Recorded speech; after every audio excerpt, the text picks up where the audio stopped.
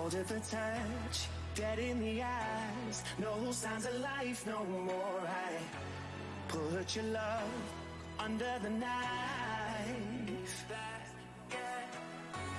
Leave me to die here all alone. No signs of life no more, no. A crying dove may never fly.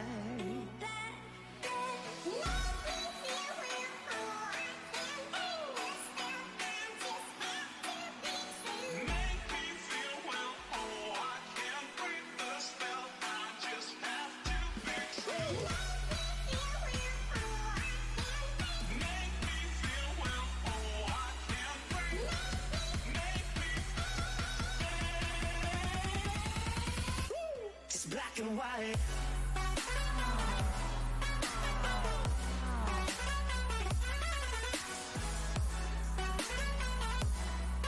Yeah.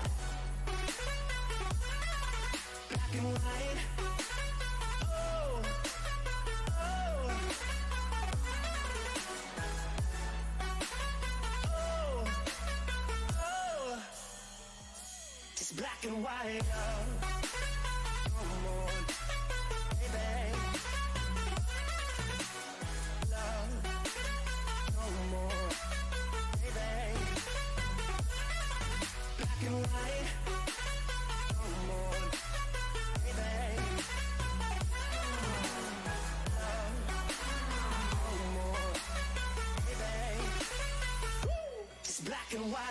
Just let me go, it's only right. For all I know, it's only matter. It's calico, it's black and white. Just let me go, it's only right. For all I know, it's only matter. It's calico, it's black and white. White, white, white.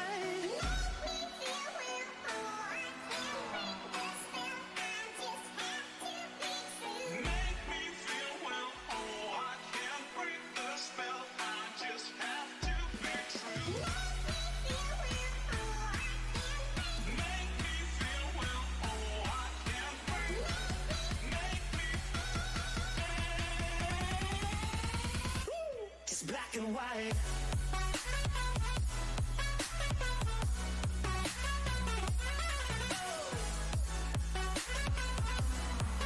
Yeah. Black and white. Oh,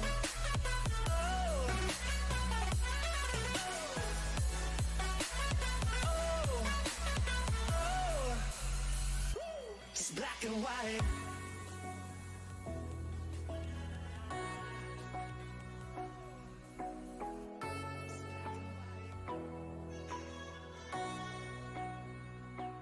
Black and white.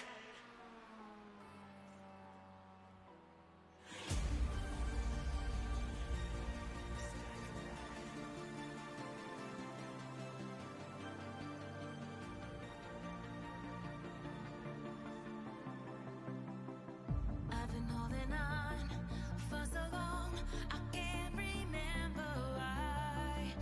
The fire's gone, a moment's out, the embers have gone dry. I don't need your love to carry on. I don't need your love to make me strong. No, I've got courage to guide me through the dark. I've got courage.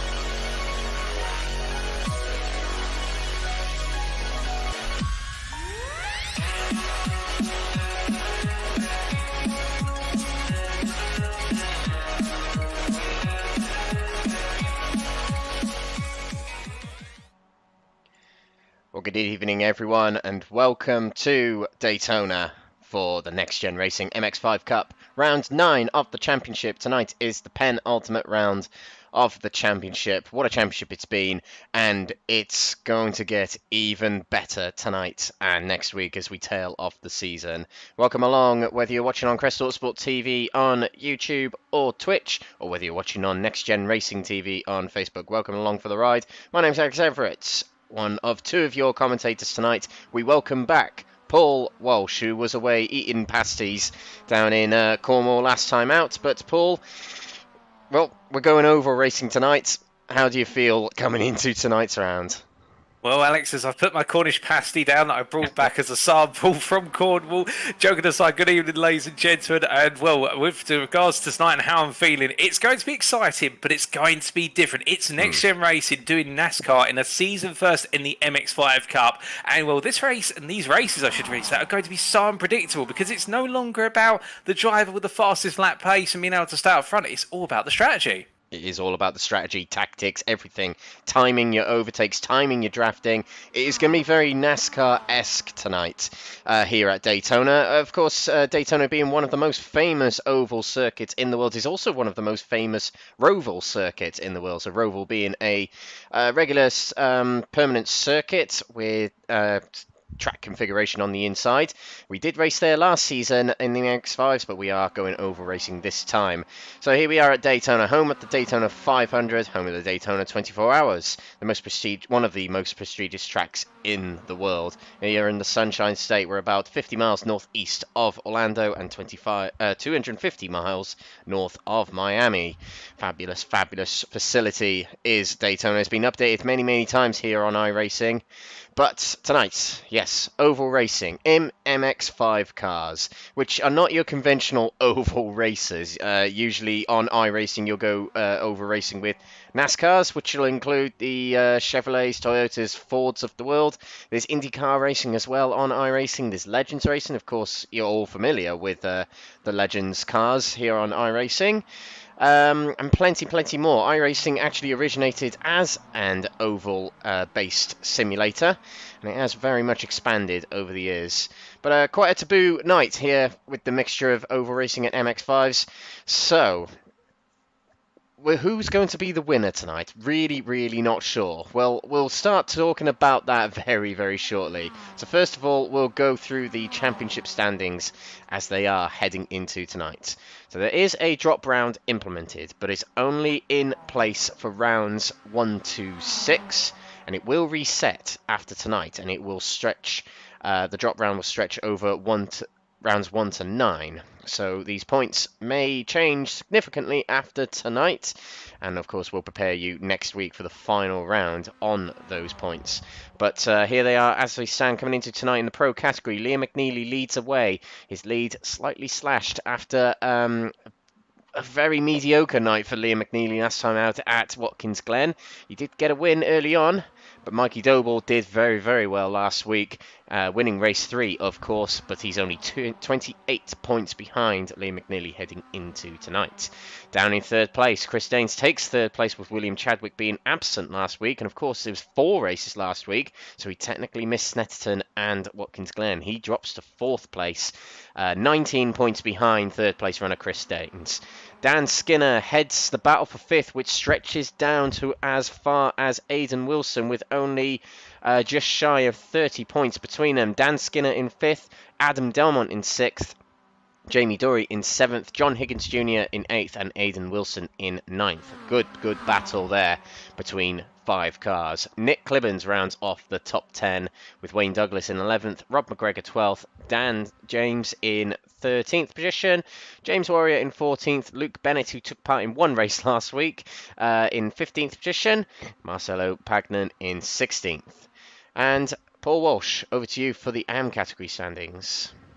Oh, thank you, Alex. As we take a look to the class standings, it is the case that Sam Smith currently leading with that drop round implemented on 467 points. The best part of just shy of 50 clear of Lee Horne there, and it is the case that these two Titanic rivals going toe-to-toe, and we're waiting to see how the next page of the story unfolds tonight. Alan McCain, however, do not rule him out. He's in P3 at the moment, only 8 points ahead of Nigel Stock, and it is the case that McCain and Stock both looking very strong and looking to potentially cause an upset, and this is a perfect opportunity tonight for them to get some major points on the board and get much closer to Lee Horne and Smith going into the season finale. We then have Jamie Nicholson in P5 on 352 points. It's a bit of a no-man's land. He's a bit off. He's 28 points off of Nigel Stock, and in return, he is the best part of 31 points ahead of Paul Scott. And you can imagine if the results swing one way or the other, he could be back up into that top four, or he could be falling back into the mid-pack even further and outside of the top five. For Paul Scott there from Next Gen Racing Team Blue, looking strong, but he's only at 8 points clear of William Foyle, with Michael Lees, John Higgins Sr. and Giancarlo Schuler there, all trying to close on in, albeit we've had the absence over the last couple of rounds of Giancarlo Schuler, a driver who was very promising in the class, and we do hope he's able to return in the near future if possible. Bud Dobson outside the top 10 there in P11, 185 points. In a close rivalry with Jeff Perkis there, who's in P12. The gap between the two of them, 9 points, and closing up with Ollie Peters P13 ahead of Matt Emmons and James Clark. And outside the top 15, but not to be forgotten about, Mark Anthony McLaughlin, Thomas Delaney, and Steve Cox. That is your AM class standings going into tonight. And we also have the Teams Championship to keep an eye on. And at the top of the standings, Next Gen Racing Team Orange take the lead in the Teams Championship standings, with Fortzilla missing one driver in William Chadwick last week. It really leaps back into the favour of Next Gen Racing, who can really carry it forward for the rest of the season, hanging on to it by 164 points. The drivers consist of Adam Delmont, Jamie Dory and Lee Horne in that Team Orange Next Gen Racing team. Fordzilla consisting of Liam McNeilly and William Chadwick, of course, 164 points behind, but they are 86 points, not 100% comfortable, but 86 points nonetheless ahead of Crest Autosport with Apex Tracks, which consists of Ollie Peters, William Foyle and Nigel Stock. Simtech, Excite, iRacing take up 4th position, 437 points down from the top spot, and rounding off the top 5 is HSR2. So there's a bit of a roundup of the championship standings heading into tonight, and just a reminder of the calendar we are undergoing for this season. Calendar's not quite turning up for me at the moment, so switch it over to this one here. Red Bull Ring started us off all those weeks ago, and we ventured to Scotland for round 2 of the championship, south to Kent for round 3 of the championship at Brands Hatch, and then northwest to Alton Park for round 4 of the championship. Out of the UK and over to Belgium for the first of 2-hour endurances featuring this season. Round 5 was hosted at the Spa-Francorchamps circuit. We had a week off between rounds 5 and 6, and then we came back for round 6. It was the Silverstone National Circuit, and what a meeting that was. Round 7 for Snetterton in Norfolkshire for the 7th round of the championship. 2 weeks ago from today, and 1 week ago from today was the Watkins Glen round at round 8. Probably my favourite round of the championship. It was excellent to watch, and I'm sure you enjoyed it as well, ladies and gentlemen. Daytona hosts today, but then next week we're off to Le Mans in France for the final round of the championship, which is yet another 2-hour endurance with double points on offer. So, lots of exciting different mediums of racing this season. We've gone from the regular circuit racing last week to oval racing this week, and we're going endurance racing next week. But qualifying is underway. Paul, so what would be your tactic for this qualifying session? Because the elephant in the room is that these drivers are some of these drivers probably aren't quite as experienced on ovals as others might be. That some of these drivers' forte would definitely be in the circuit racing side.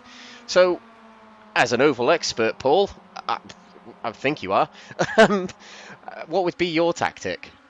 Well, I wouldn't call myself an oval expert, Alex, but my tactic in qualifying here is to put a bit less pressure on yourself in terms of the fact that everybody's going to be looking for the slipstream over the course of each and every qualifying lap. If you qualify without slipstream here, it will be the case that you're going to be right towards the back. However, Qualifying is not necessarily going to determine where you finish or have any inclination unless there's a major incident at the start or the midpoint of a race, at which point if you're not able to avoid the incident and stay with the pack, you may drop to the wayside. So your target, you're going to want to be within the upper half of the grid, ideally. If you can be up towards the front rows, that's perfect, but the target will be really to be, as we've got approximately, if I remember correctly, about 26 drivers taking part today. So if you're in that top 10, you're going to place yourself very well. But the idea is just get into them, you've got 15 minutes, get yourself into a line with a couple other drivers and just simply settle in for the ride. It'll be quite quiet in this qualifying session. We can see a long train of drivers already where they're forming into those slipstream trains, but that's what it's all about here. But also drivers have got to be wary of the fact they've got to give one another room, and so we will see a lot of tussling and turning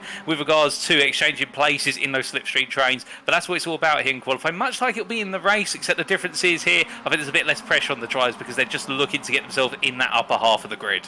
Absolutely. And for not an oval expert, I did throw you in the deep end there, Paul, but that was a very good assessment of it. You are probably wondering, ladies and gentlemen, if you're not familiar with oval racing, why are the drivers, particularly William Chadwick, hanging at the top of the circuit on what's called the top groove? Well, that's because if you are on the top groove of the circuit, you are steering less and therefore putting less turn on your tyres, which is slowing the car down less. And all the drivers cross the line there to complete their first laps. It's Wayne Douglas at the top at the moment. But you can see here, straight away, William Chadwick has tucked in behind this big gaggle of cars. A huge block of open air right ahead of him. You can see him blasting into the middle of this group of cars here. But he's going to move to the outside. Here is the Fordzilla driver on the outside of Wayne Douglas, and the next-gen driver on the inside, which I think is Jamie Dury. And now William Chadwick will head that group as he heads into turn number 3. Of course, there are 5 turns on this circuit, and we'll refer to them by their numbers. That is Adam Delmont to confirm behind William Chadwick as he decides to drop off from the pack here. And it's going to be one of those races where it might not seem like there's a lot going on, but you've really got to keep your eyes peeled for drivers sneaking the big slipstream moments towards the back. I'm keeping an eye on Dan Skinner back here because he looked like he had a really good run heading out of turn number 4 there. But as we cross the line, does anyone go to the top of the standings? Yes, Lee Horne has just put himself to the top of the stands, and he was in amongst this group at the front here, consisting of Delmont and Chadwick. But Lee Horne, who I'm looking at the iRating of these drivers. I've got it off screen. I'm not able to put it on screen, but I'm looking at the iRating of these drivers, and there's a lot of drivers, rather surprisingly, Paul. There's some drivers with really low iRating who usually are pretty good in the road races, and there's a very small handpick of drivers who have got really high iRating on oval. Mikey Doble's one of them, and William Chadwick, 2 of the main championship protagonists. Oh, indeed. And just to provide some context for those of you tuning in at home, if you're wondering why we're talking about iRatings and them being a bit different from what we're normally used to, it is the case that iRacing uses different iRatings depending on your class of driving. So road racing will have a separate classification compared to what will be oval racing, and that's why we do have that mixture, or that dilemma, if you will, where some drivers who are very strong road racers may have very low ratings in oval racing. It's most likely just because they haven't necessarily done a lot of oval racing in their time. Perhaps it doesn't interest them, but it will definitely be of interest to them tonight to master the art if they haven't done so already, because we can see here these qualifying times continue to improve. But Lee Horne definitely setting the bar there, that 103.937, and picking the right time to strike. But we've still got plenty of time in this session. We've still got 10 minutes, and I do also believe, Alex, we have our resident safety car driver Gaz Williams out to the circuit in a Nintendo Mario themed delivery. Yeah, I'm more of a Sonic fan personally, but yeah, good to see. My God. Yeah, imagine Bert in the Formula 1 giving Formula 1 a go. That'd be great, wouldn't it? But Gaz Williams giving it a go tonight. He's not there's a big incident in the middle here to interrupt myself. There was somebody spinning off in the background there as well. It might have been Steve Cox, it might have been, but some of these drivers have managed to keep it going. That's something we're going to have a lot of trouble with tonight, is what's referred to as bump drafting, and I will explain that very shortly. And what we're going to have a lot tonight is 3 wide and maybe even 4 wide situations down the start-finish stretch here. On the inside here, I think that might be Higgins Jr. on the inside there, with Gaz Williams trying to contend for position on Adam Delmont there, but no new fresh times at the moment. We're only 6 minutes in, so plenty time to go. But yeah, good to see Gaz Williams in the field here as he puts himself up to 8th place here. There's let's see who else is out on track trying to put numbers in. Yeah, something I just remembered though. We've got Pro and Am category standings on our timing tower here, but they're a little less relevant today, aren't they, Paul? Oh, indeed, because of the fact us being at an oval, it's a bit of an equaliser here where, as we said towards the start of the programme, the emphasis really is on being on the slipstream in the right time. That's not to say anybody can just turn up to an oval and do well. There's this tactical nuance within the racing, which we're going to see over the course of the free racing. Indeed, we're seeing in qualifying here, but it is a major equaliser because it is the case where our pro drivers in particular, such as William Chadwick, for example, alternatively, we also have the likes of Chris Daines, where they may have the art of being able to trail brake stronger into a hairpin corner. As we can see here today, we haven't really ridden on board with anybody for the simple reason there's not much of a reference lap to provide to this qualifying session. There's a big whack there between multiple drivers, and I believe William Chadwick being at the back of that. Oh, goodness me, and they're all piling on in, and that's what we do not want to see in the race, because if it happens like that in the race, well, there will be an automated safety car call, but on top of that as well, that being plenty of drivers' races completely scuppered. But fortunately, in the qualifying session here, our drivers have that grace to be able to jump to the pits and come back out with a fresh car. But just return to that last thought I had there, it is the case with it being the oval and a great equaliser. We'll be seeing that drivers of the AM class really coming on up, and indeed some drivers who may not be as fast in the pro class. It really does open things up, and it means some drivers could get huge points here today and set themselves up perfectly for Le Mans in a week's time. Yeah, exactly. Drivers, they'll know this is a little bit of a lottery tonight. A lot of drivers on their outlap, by the way, due to that crash. The big one happened already. But yeah, drivers will have on the back of their mind that they need big points tonight. It's as much a lottery as much as it is an opportunity to get some big points here, because it is, as you said, equaliser is probably the most appropriate term for what's going on tonight.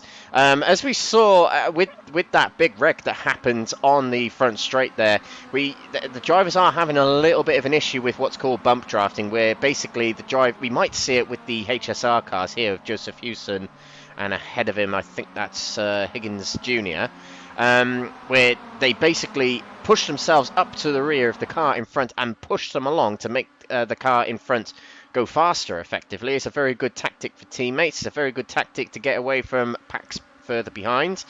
But drivers are struggling with these cars because their rear stability isn't their best, let's just say, when it comes to the MX-5s.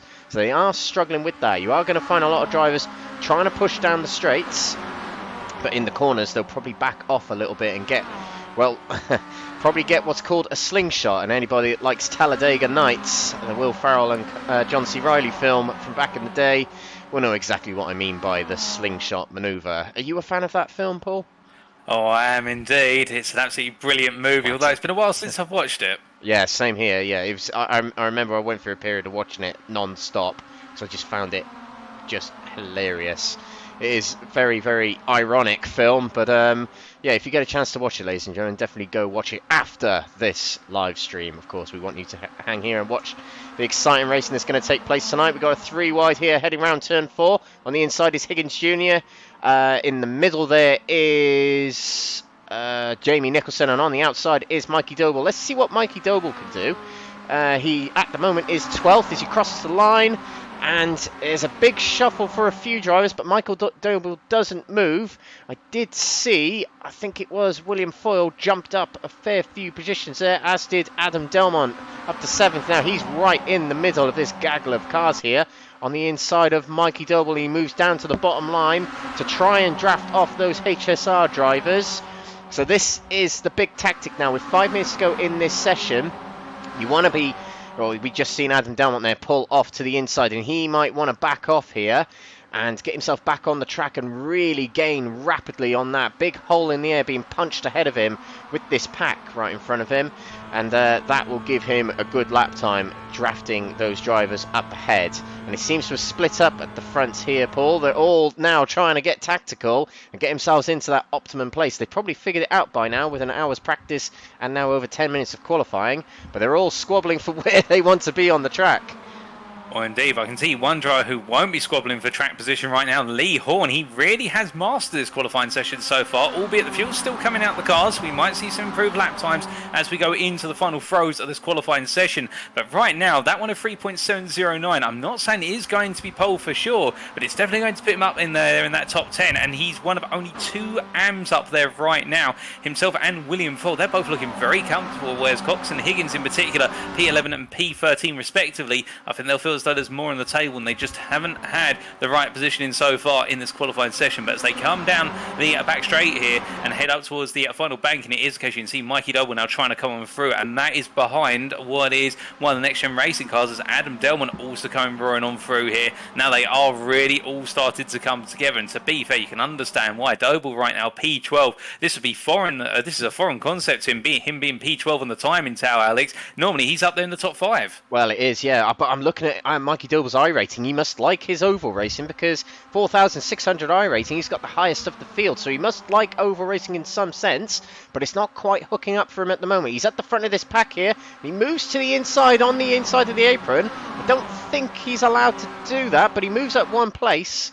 As a result, 11th place for him, but he still hasn't quite hit the top mark. He's still 9/10 down from Lee Horne, which on an oval is huge. Normally, when we're talking about seconds and tenths on a circuit race, in oval racing, we're normally talking about hundreds and thousands.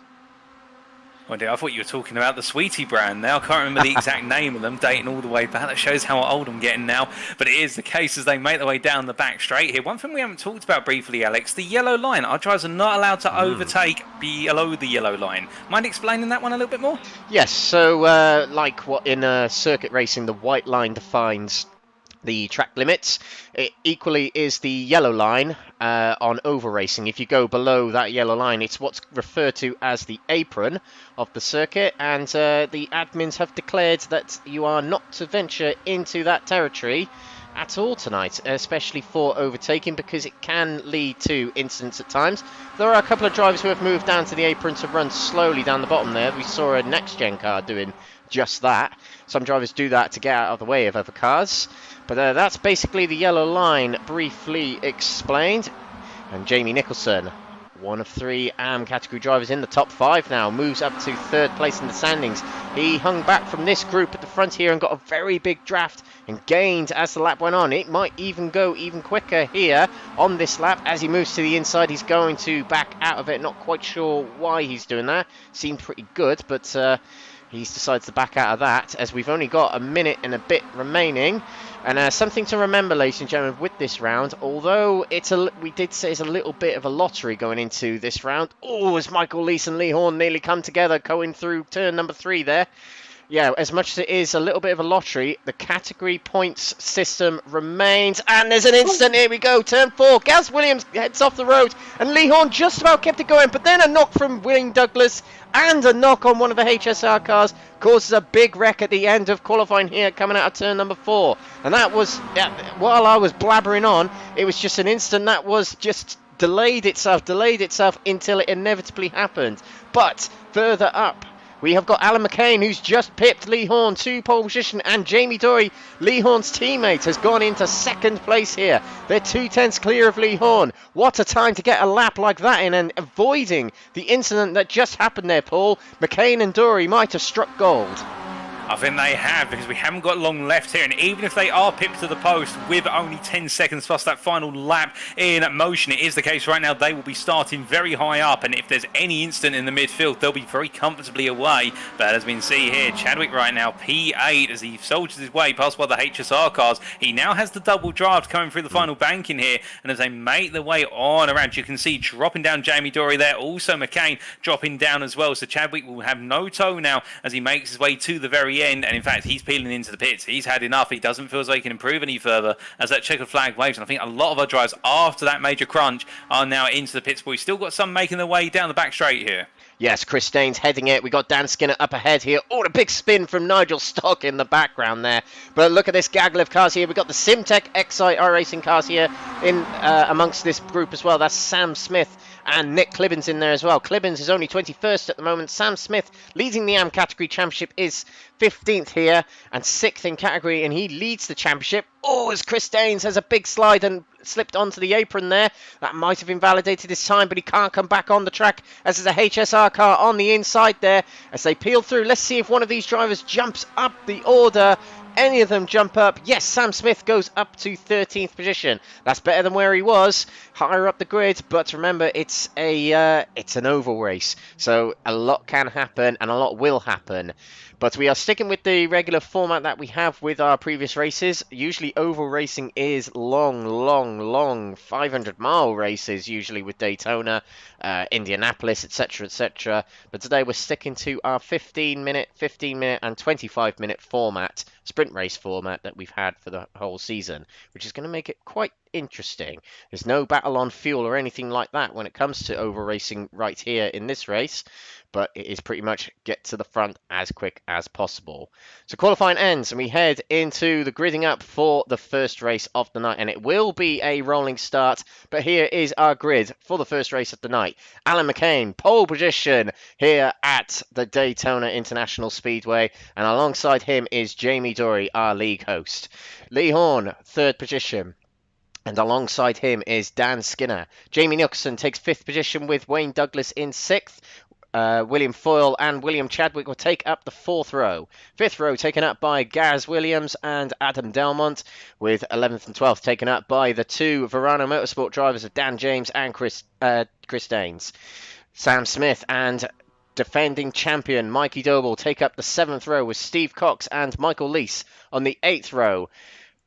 Next row is the 2 Higgins drivers, Junior in 17th and Senior in 18th. Paul Scott taking up 19th position, with 20th going to Joseph Hewson. Nick Clibbins takes up for 21st, with Nigel Stock in 22nd, James Warrior in 23rd, and Matt Emmons returns to the series, 24th for him, the league host of the Wednesday night leagues here at NXTGEN Racing. There's your grid, and we're about to get underway for the Daytona, how many miles will this be? Not sure. We'll call it the Daytona 15, this race. But round 9 of the championship is about to get underway. Drivers lined up in the pit lane there, and the pace car, not the safety car, it's pace car tonight, will lead them out of the pits and onto the track, and we'll go for a rolling start, which is tradition with oval racing. And yeah, Alan McCain will be controlling the pace as we head towards the start line for this race. And just before we get underway, Paul, what a moment of brilliance from McCain and Dory to take that top row there. Oh, indeed. Now, I think this could be a defining moment in McCain's championship campaign in the AM class. When indeed he's made history here today in our maiden race of an oval race in the MX-5 Cup. It's the case he's taken that pole position, and now he's going to be leading them around. And also he's made history in being the first AM to take an overall pole position, if my memory serves me correctly, albeit under slightly different circumstances from our typical races. But still, you've got to give the man credit. It is the case that he timed it right to go for the slipstream and take that pole position, and he's done it. But now, as they start to build up their momentum, making their way out of the pit lane and around in what, if I did the quick mental maths, Alex, it's effectively the Daytona 35. I think we're looking at 14 laps here, and 14 at times at 2.5 miles ends up with it being a 35 miles. Although I can't remember that in kilometres now. I should have done it in kilometres to be a bit more metric centric, but it is the case. It's going to be 14 laps of racing here in 15 minutes, and we'll have to wait and see how it all plays out. But McCain for a good one, and Jamie Dory as well. There we go. You heard it from Paul Walsh, ladies and gentlemen. The Daytona 35, Part 1, coming up very, very shortly.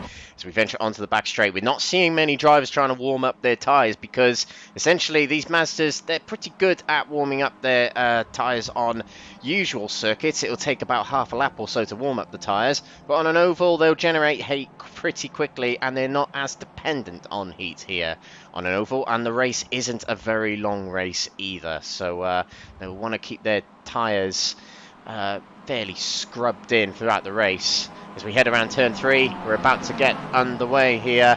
Pace car stretches away from the top 2 here. They'll let the pace car peel off onto the apron, and then it'll be down to Alan McCain to control the pace. He'll decide when to go as soon as the pace car is in the pits. He can choose to go when the marshal waves green, or he can go straight away as soon as the pace car has peeled off. Has something happened here? There's a couple of drivers disconnecting by the looks of it. Steve Cox and Matt Emmons are not here at the moment, but we're about to get underway, and in fact we are underway.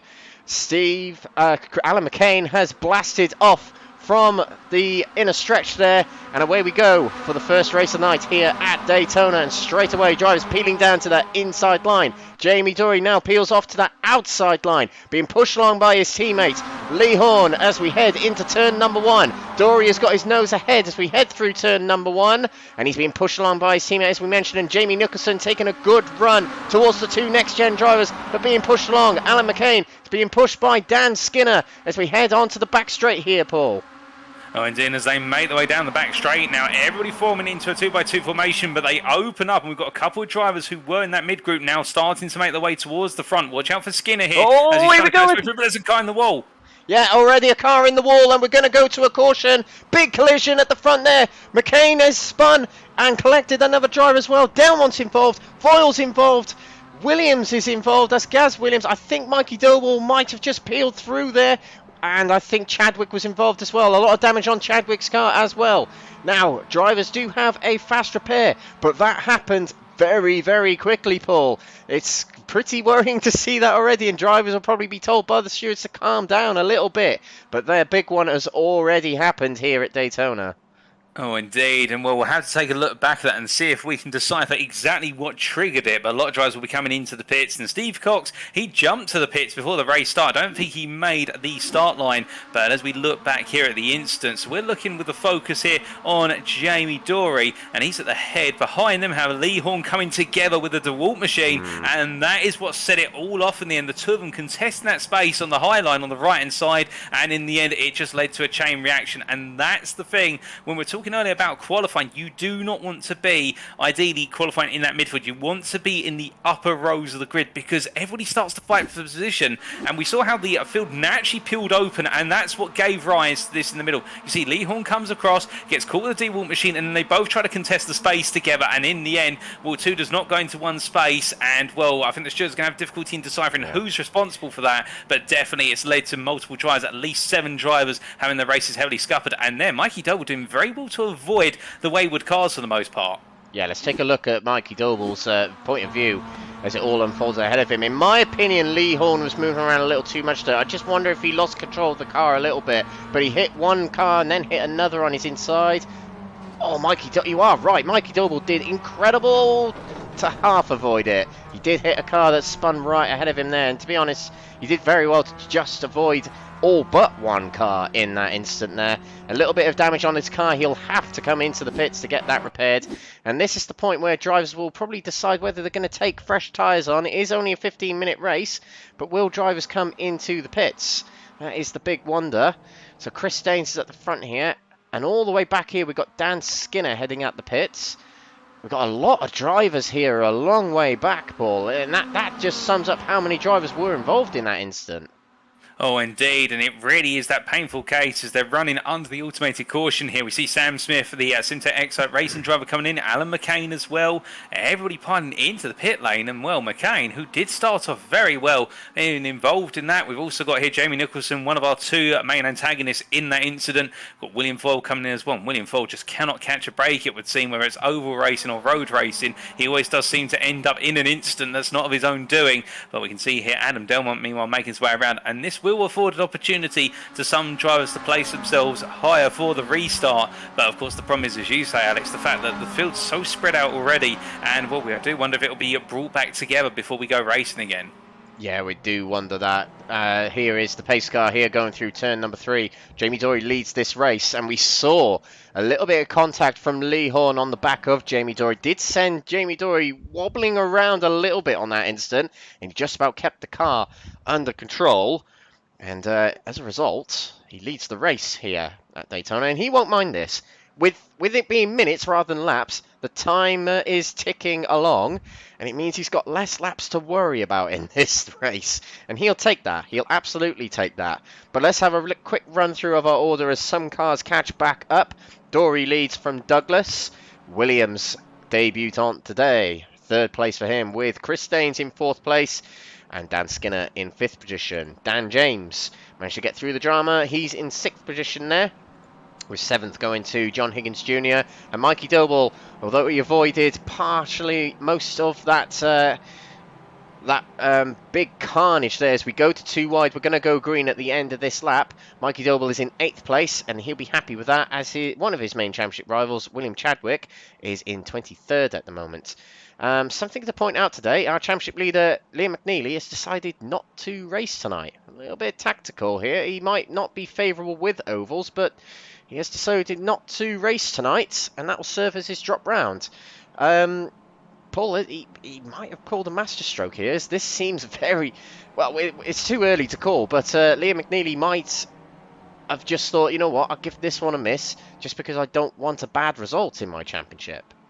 Well, indeed, I'd agree with you there, Alex. This one really is a gamble around in the fact that because it's more about playing it right and avoiding those carnage moments and getting to the front of the field at the very end, anybody can win here. So why frustrate yourself when you're the championship leader? And I can see that point from Liam McNeilly, one of our top 3 drivers in terms of outright pace, and therefore just give himself a rest, gives himself a bit of breathing room, let the other drivers in the series frustrate themselves and use that drop round to his advantage as they now make their way through the final banking and onwards towards the resumption of this race very shortly. Here we go, 6 minutes expired in this race. Just under 9 minutes remain in this race. The pace car will peel off and Jamie Dory will decide what to do with the field here. Does he put his foot down straight away, or does he wait for the marshal to wave green? He has decided to go now. We're going racing again here at Daytona. Jamie Dory takes us to the line, and it's a big blast away from Wayne Douglas, who comes down straight to that inside line to tuck in behind Jamie Dory and get the draft as we head up towards turn number 1. Dory comes back across the track because he wants to guard that inside line. On over racing, being on the bottom line is the better line to have, because you're making life very difficult for the person behind as they've got to overtake on the outside. But Wayne Douglas with a very good run there, and also Chris Daines on the outside here. 3 wide going through turns 1 and 2, and there's also 3 wide behind between Gaz Williams, Dan Skinner and Dan James. Jamie Dory's down on the apron there. Something's going on with him. I think he's dropping back. Not sure what's going on with Jamie Dory there, but he's going to drop off well behind this pack. And look at all this gaggle of cars heading into turn number 3. Down to turn 3. And trying to make a move was Dan James on Chris Daines. And we're making it through turn 3 at the moment. Here they come past us on the inside here. Fantastic driving so far from these drivers. Good opportunistic moves from the Ferrano Motorsport drivers. Dan Skinner on the outside here. And look who's coming through now, Paul. It's Mikey Doble. Indeed, Mikey Doble's timed it right in making his way on the high line, and round they go to complete another lap here as they've reached the halfway point. But you can just see the little bits of hesitation from some of our drivers here. Some of them are swinging out and swinging lines. Others are just very gradually changing lines from the low line up towards the high end as they make the way onto this second lap. And since the restart, it's now 4 wide, but we've got there a bit of contact with the wall. That's why the next gen driver's just hitting the wall slightly. And as they come on through now, it is the case. We've got 3 wide through turn number 1. It's fantastic to see, but Chris Daines right now being prodded along by Dan James. The 2 Verano Motorsport drivers are definitely using that bump draft into their advantage as they come down the back straight, and we can see there Michael Lees having a bit of a whack with the wall. That's going to cost a bit of momentum there as they now head down the back straight and in towards the second bank. Oh, there's been a bit more contact there, and there goes, I think that's the Crest Autosport machine of Nigel Stott that's been knocked wide, but he's going to fortunately be able to straight line on the grass here and bring the car to a very gradual halt, as I think he was involved in contact there. I think it was, unless I'm mistaken, Wayne Douglas. But right now, the rest of the field continues racing, so they've avoided that banana skin. Yeah, they have, the banana skin being yellow, and we've avoided yellow here at Daytona as it was off track. If the instant's below the apron, they keep racing unless it is an instant with the wall.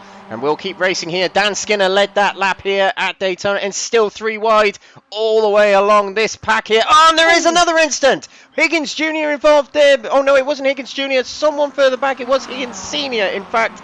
And another instant has happened, and it brings out another caution here at Daytona. Let's see if we can get a replay of that very, very shortly. But drivers, that definitely was a smaller instant than what we saw before. But a lot of drivers peeled through there, very luckily there. Dan Skinner leads us on this lap here, and Chris Daines and Michael Lee swapping positions here. So drivers are going to find themselves putting themselves back into the position of which they were when the caution came out. But let's see if we can take another quick replay of this. I think this was the instant. Yeah, ooh, it was a HSR car just ahead of Adam Delmont. Let's see if we can see which HSR car it is. I think it was Higgins. It wasn't Higgins Jr. It was James Warrior, this number 47 car. Yes, good spotting there. So James Warrior, let's see if we can head it back a little bit. No, this is rather unorthodox, but it's very difficult to capture incidents here. Oh yeah, and Adam Delmont just got a bit squirrely, and the HSR car came up into Adam Delmont there. So Delmont got a little bit loose, and to make matters worse, James Warrior, he moved up into the top groove, but Adam Delmont was still there. So definitely an avoidable incident there, Paul, and it has cost a lot of people's race. Indeed, it is the case that a lot of drivers will be frustrated with that one because they've already used their fast repair and now they've got to take that full repair pit stop and they'll be put right to the back of the grid, and it is biting into more and more of the race time, of course. But I think given this is the first instance where our drivers have raced amongst one another on the oval setting in the MX-5, they can be forgiven to an extent for these contacts occurring. I definitely think for race 2 and the extended race number 3, we will see things calm down a lot. But the thing that seems to be troubling our drivers at the moment is completely understandable. If I was in their position, I'd feel the same way. It's finding your lane when you're in those 2, 3, 4 wide moments, and it only takes one driver to slightly get out of line with the steering lock, and that is what triggers the incident. And we saw there, it may have been a completely innocent moment between the HSR drivers and Adam Delmont from Next Gen Racing, but it just caused them to overlap one another, and in the end we kicked off an incident, and now we've got the likes of Smith, Clibbins coming into the pits because they all got caught up in that. Of course, for some drivers who were right at the front and minding their own business, like Dan Skinner and Chris Daines, they'll just be thinking to themselves, well, this is just biting into the race time and I'll happily make my way gradually towards that eventual overall podium. And for Skinner and Daines right now, it'll be huge. And also Mikey Doble here, P3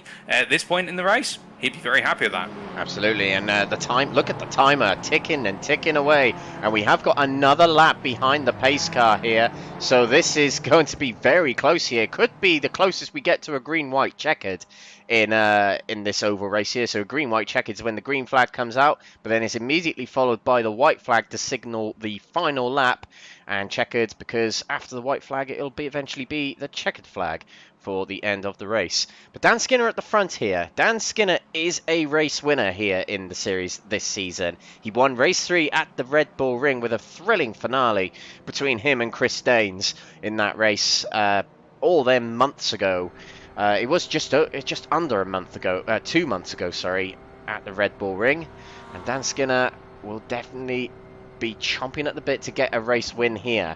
Race wins here are probably going to be very, very notable for People's Championships. And Dan Skinner, as we mentioned earlier, is at the head of the battle for 5th. So you'll like this indeed. Chris Daines at the front here. He's just been... it's just been an avoiding action for Chris Daines at the moment. He's avoided every instant.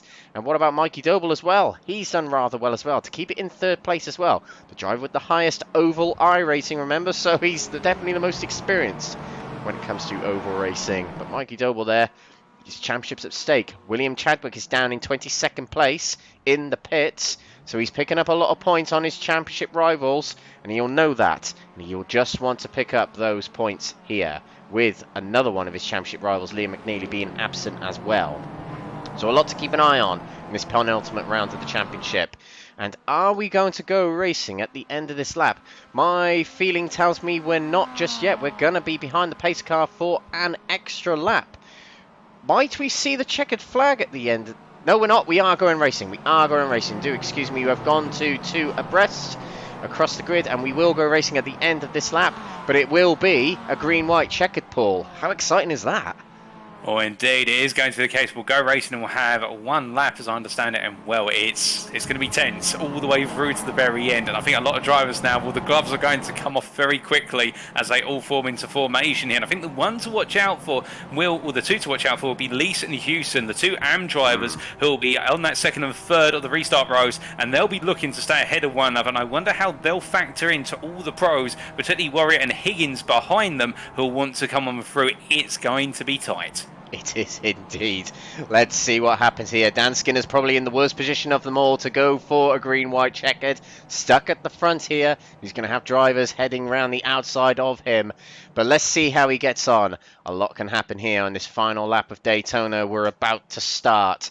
We head round turn number 3 and turn number 4. That clock is ticking away, but I do believe we will get a white flag to signal a green-white checkered to let us go racing for 1 lap only, a 2.5 mile race to the end. Here we go. Dan Skinner leads the pro category as we head towards the start finish. And he leading the AMs is Michael Lees in 4th position as we head towards the start-finish line to start the racing off again.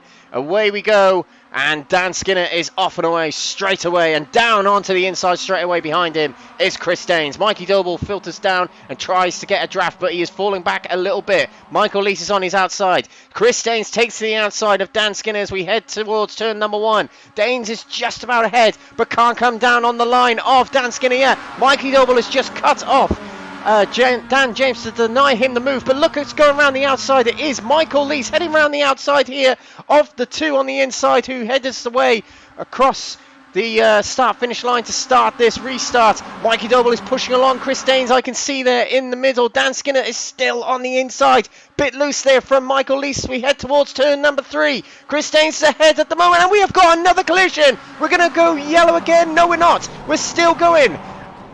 Chris Daines leads away. Mikey Doble's pushing along. We haven't got a caution out. Michael Lees is on the outside. There's a next-gen car of Jamie Dory lurking in the wings here. Here we go towards the line.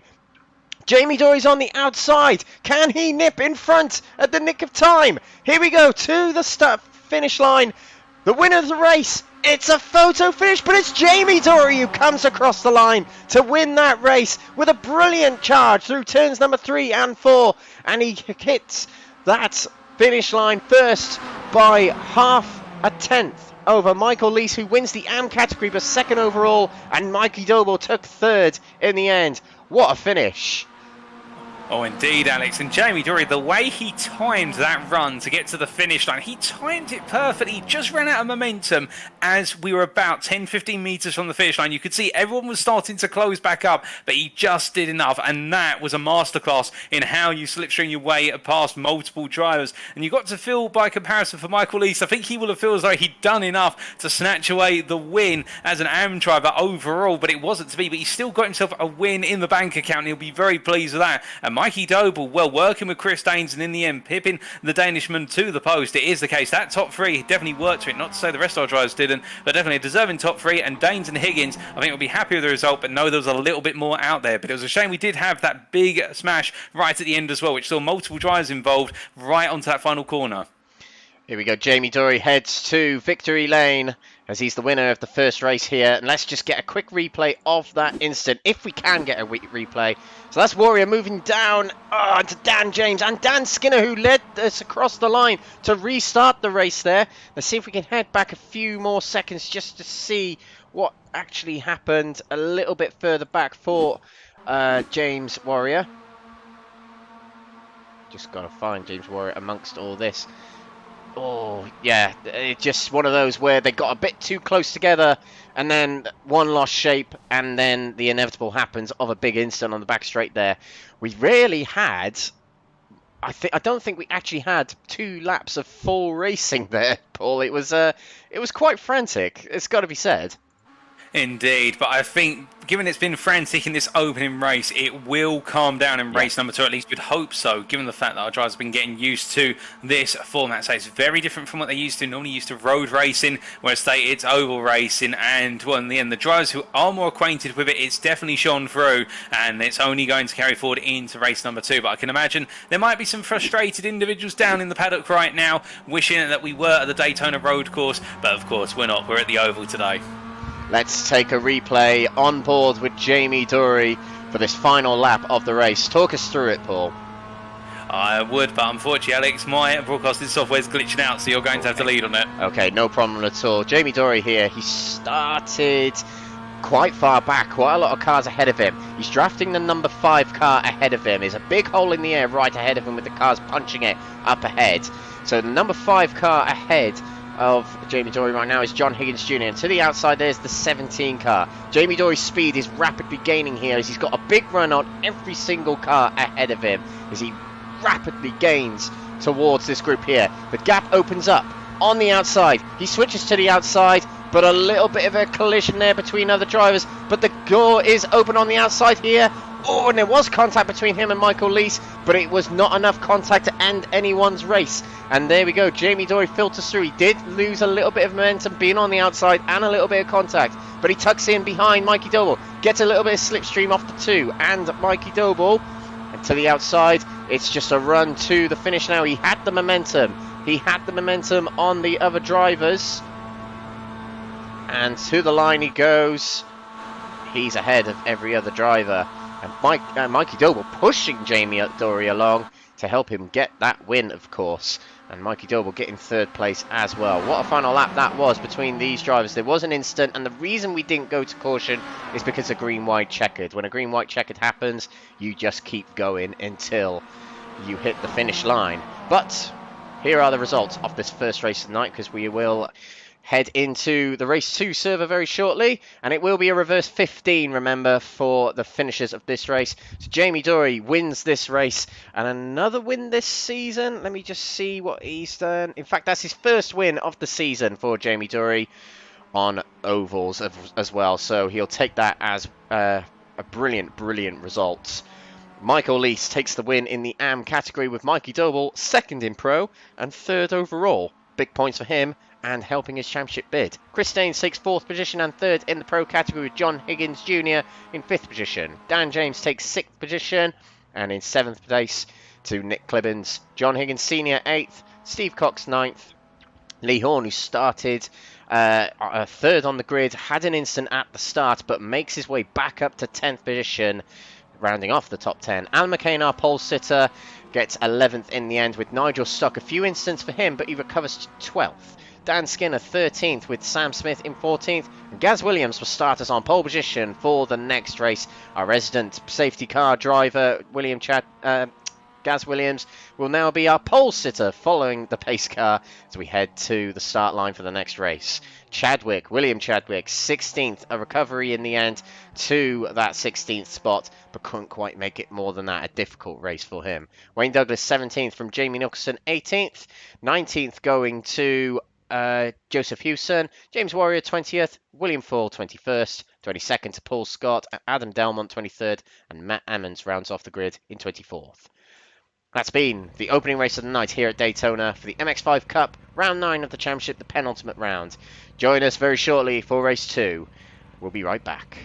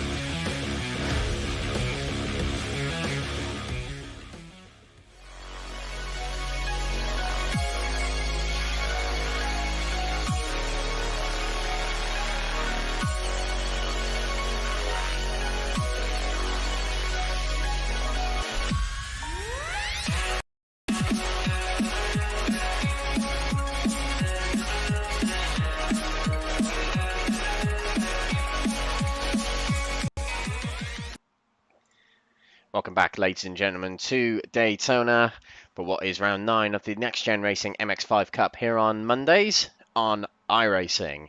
This is the second race of 3 coming up very, very shortly, and we are oval racing in MX-5s. Yes, you heard that correct.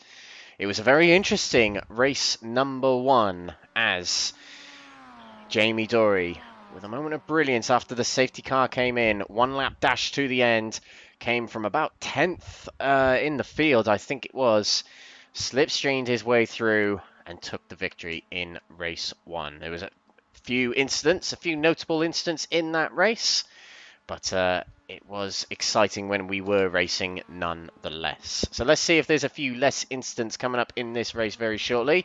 We have got a reverse grid of the top 15 finishers from the previous race, and of course we'll read through the grid very, very shortly once we transition over to the next session. But Paul, a little bit of a recap of that first race and a bit of reflection actually, and what you think the drivers will be thinking heading into this next race. So I think taking your questions from what was your last to first, what our drivers will be thinking is they need to try and keep it a little bit calmer. And it's the case, a lot of them who may not have got the experience of racing ovals compared to the other drivers here, they'll now have had that first experience, and it is a very rough experience they've had in the fact we saw multiple drivers coming together, not necessarily through major contacts, just these minor contacts that have led to a domino effect. And then we've seen 5, 6, 7, 8. I think in the first instant we even saw 11 drivers all caught up in that and all receiving damage and having to use their fast repairs.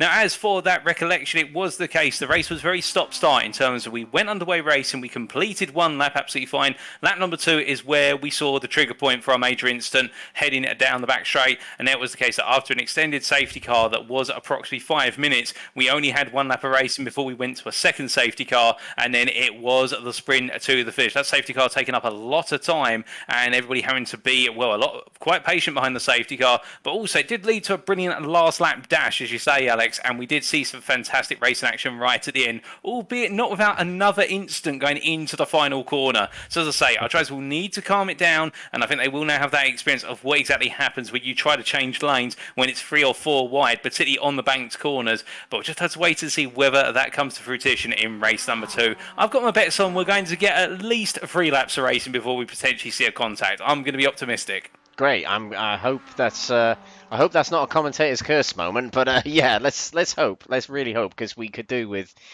a good run of racing here at Daytona. A good few laps at least. But it's hard to predict winners in this racing tonight. You literally cannot predict what's going to happen. But Jamie Dory, who was second on the grid, did manage to win it in that first race.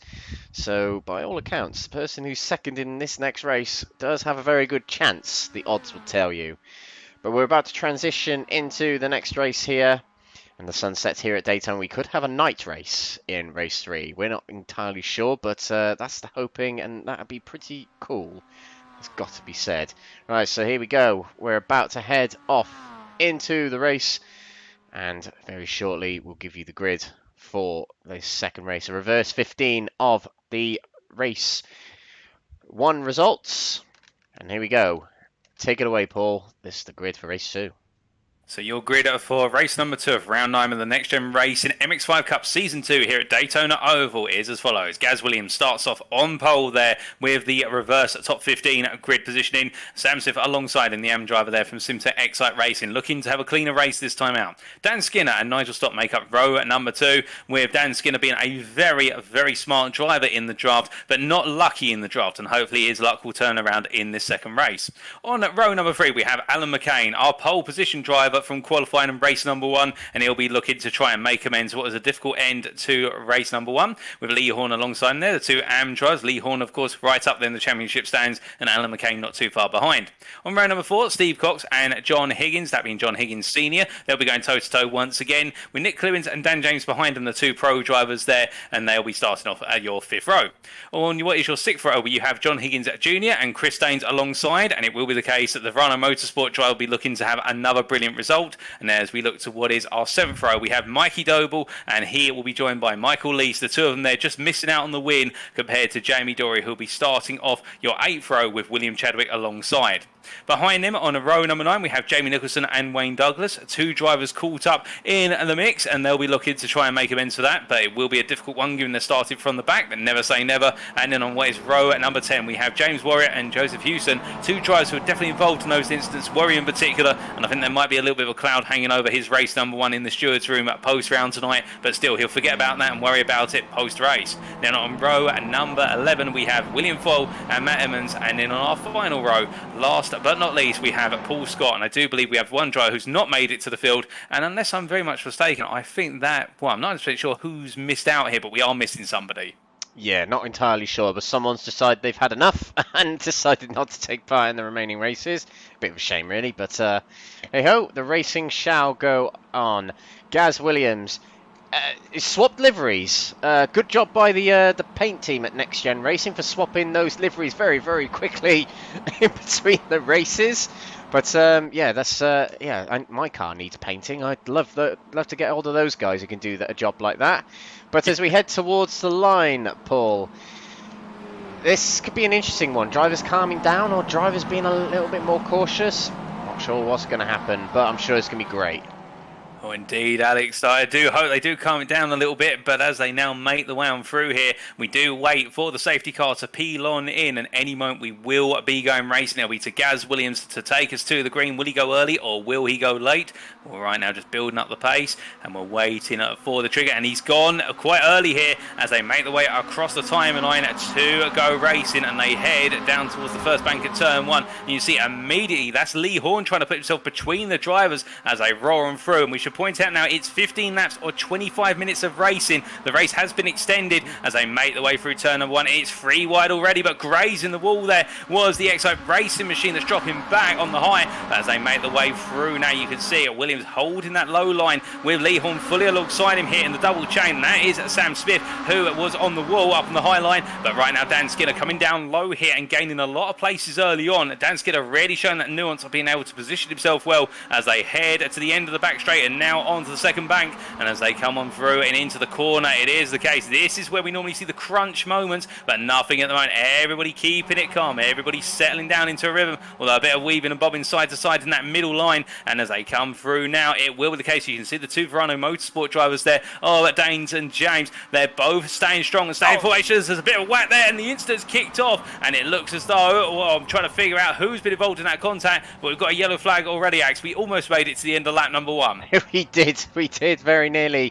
I did see a Fordzilla car, and I think it was Chadwick had a contact with someone, and it caused that instant there. But Lee Horne got away from it there, and Nigel Stock slips into second place. Now, Nigel Stock competes in an IndyCar League on Tuesdays, I do know. Crest Autosport IndyCar League. But, yeah, he should be pretty good on these ovals. But it's paid off here.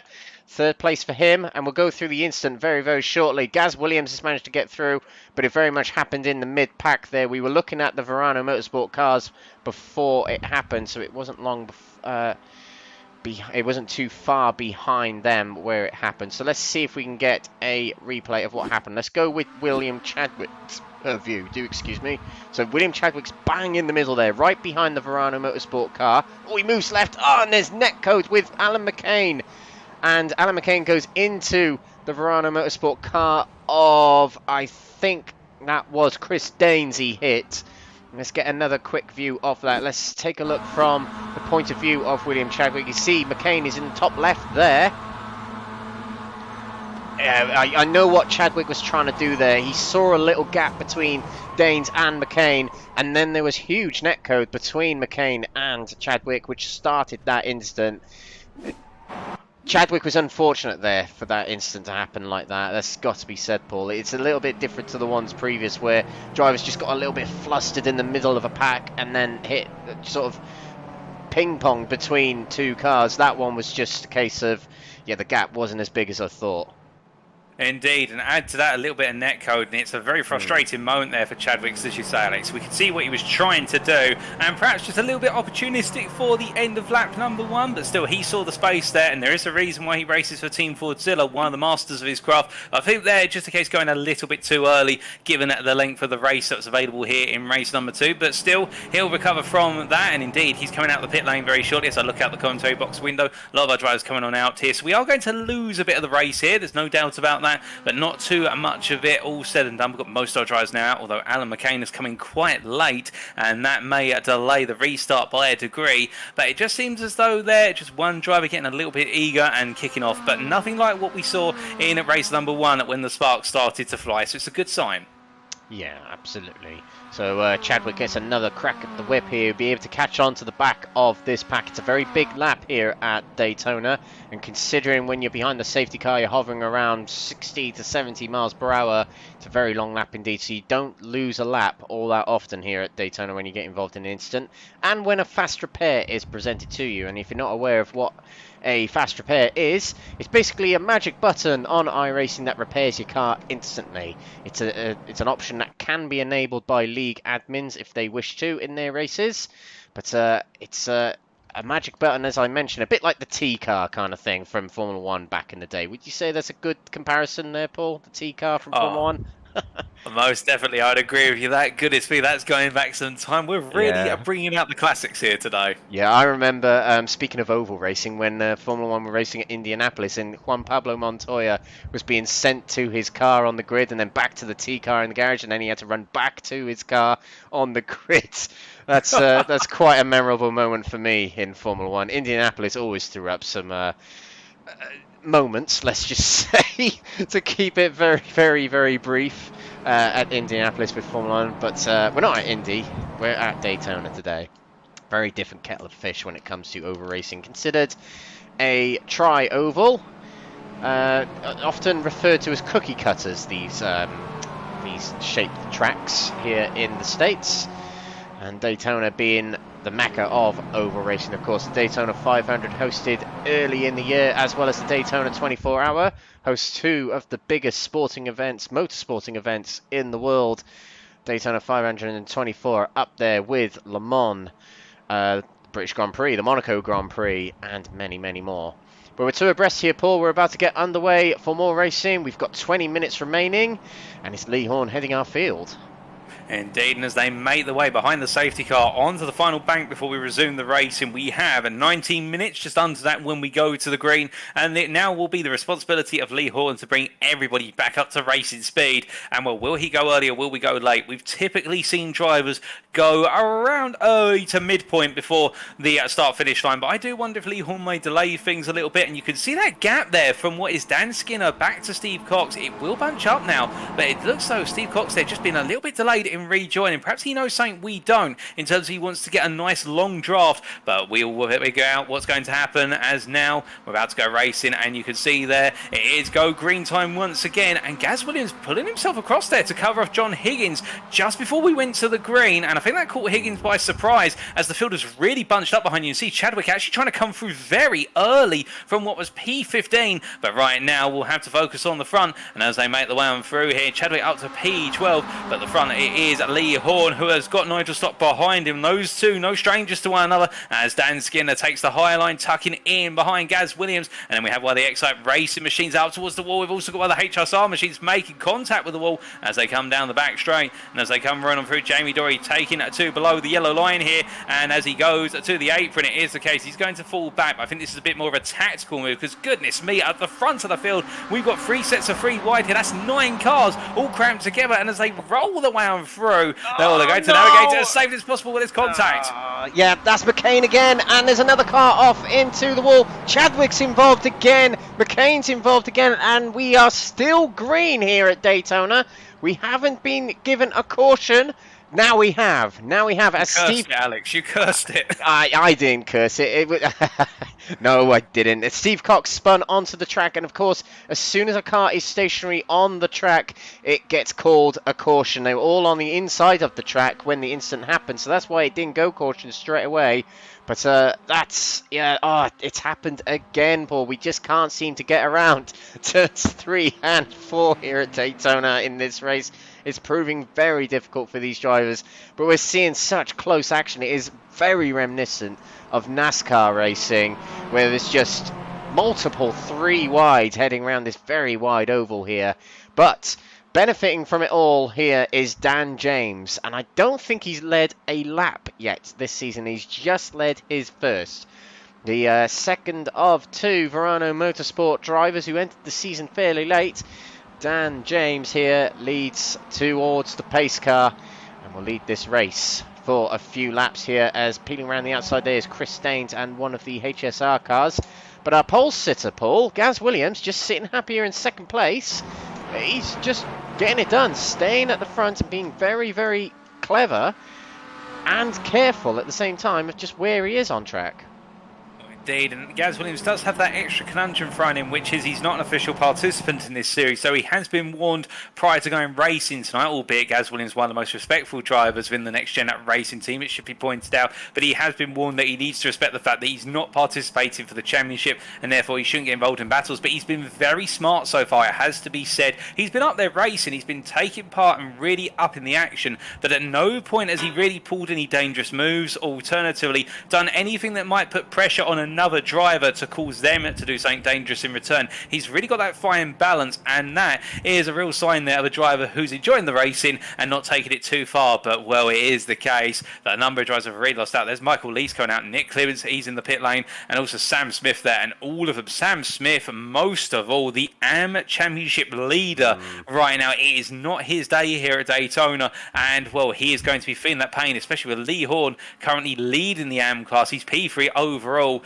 and, well, for Lee Horne, it's one of those days where I think the grin on his face must be getting wider and wider with each and every safety car we bring out right now, because he's just seemingly finding a way to get those points in the bag, and he hasn't really put a foot wrong, Lee Horne. Yeah, he hasn't just yet. He was involved a little bit in an incident in race 1, but he was able to pick up the pieces later on in that race.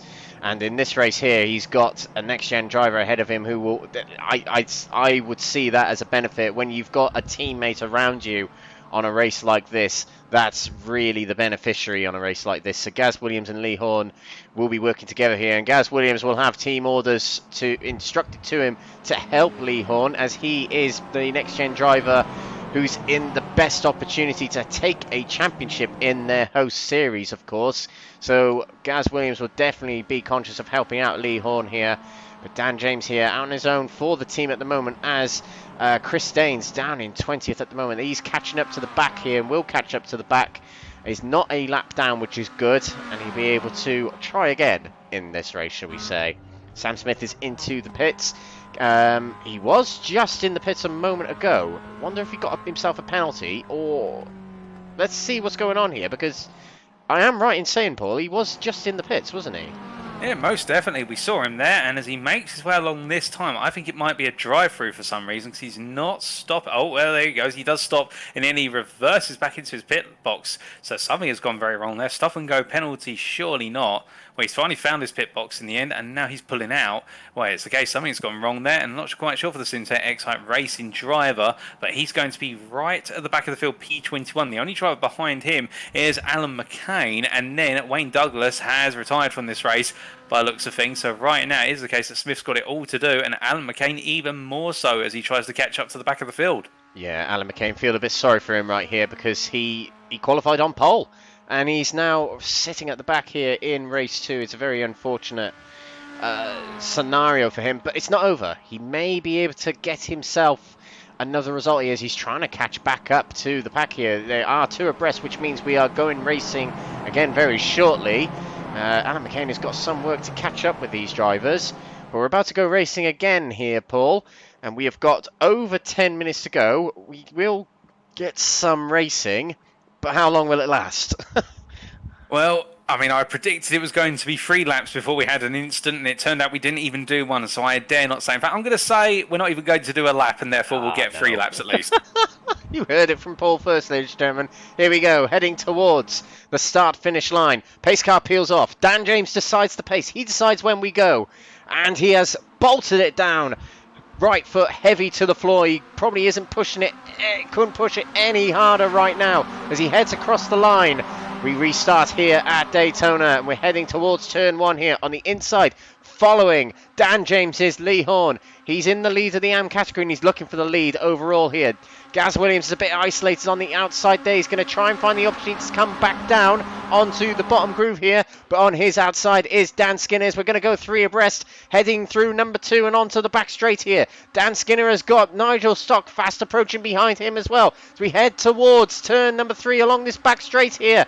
Oh, and there's a HSR car moving around on the middle there. Very dangerous indeed for a HSR car. That's John Higgins Sr. And on the inside, below the apron, is another HSR car. I think that was James Warrior. He backs out of it in the end, but through turn number 3 we go. It is still Dan James on the inside, but Dan Skinner sneaks his nose ahead, and Gaz Williams now sneaking ahead. Who's going to be in first as we cross the line? We have gone through turn 3 and 4 without an incident. Can we keep it going? Let's just see. Across the line we go.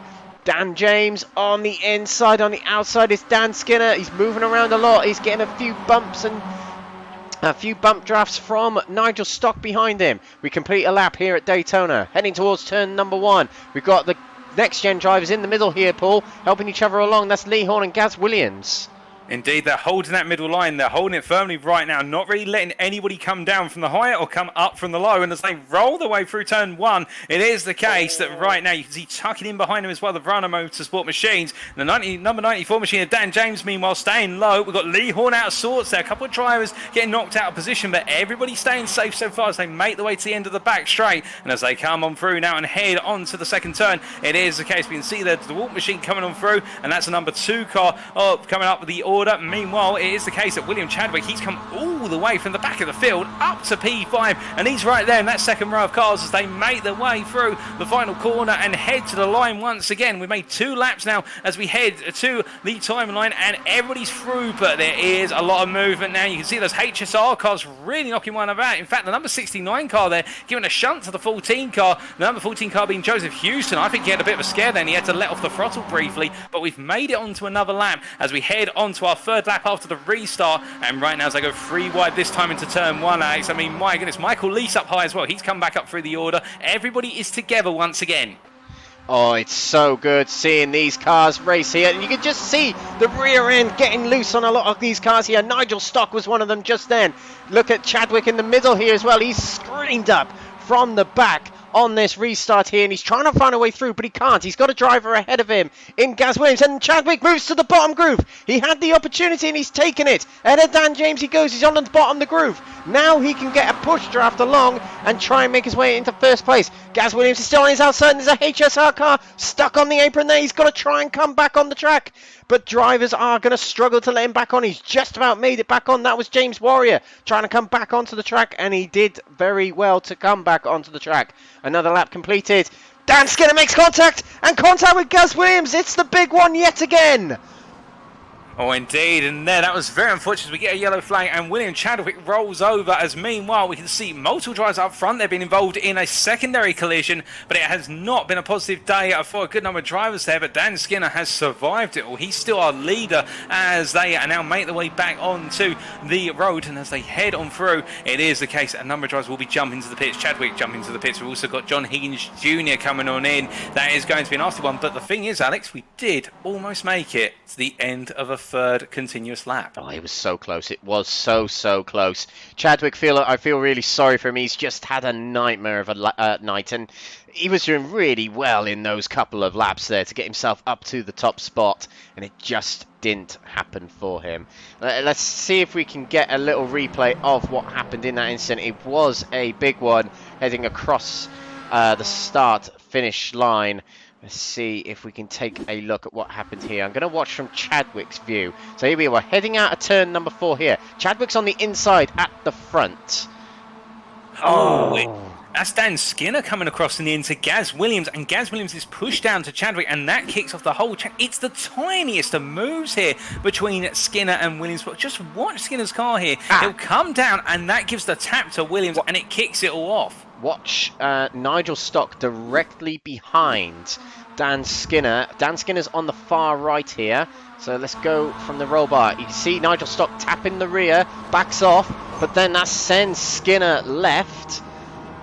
I'm going to take another quick replay of this. Let's see if we can get a bit closer here. Yeah, he just sends Dan Skinner to the left, and that causes Gaz Williams to move into Chadwick.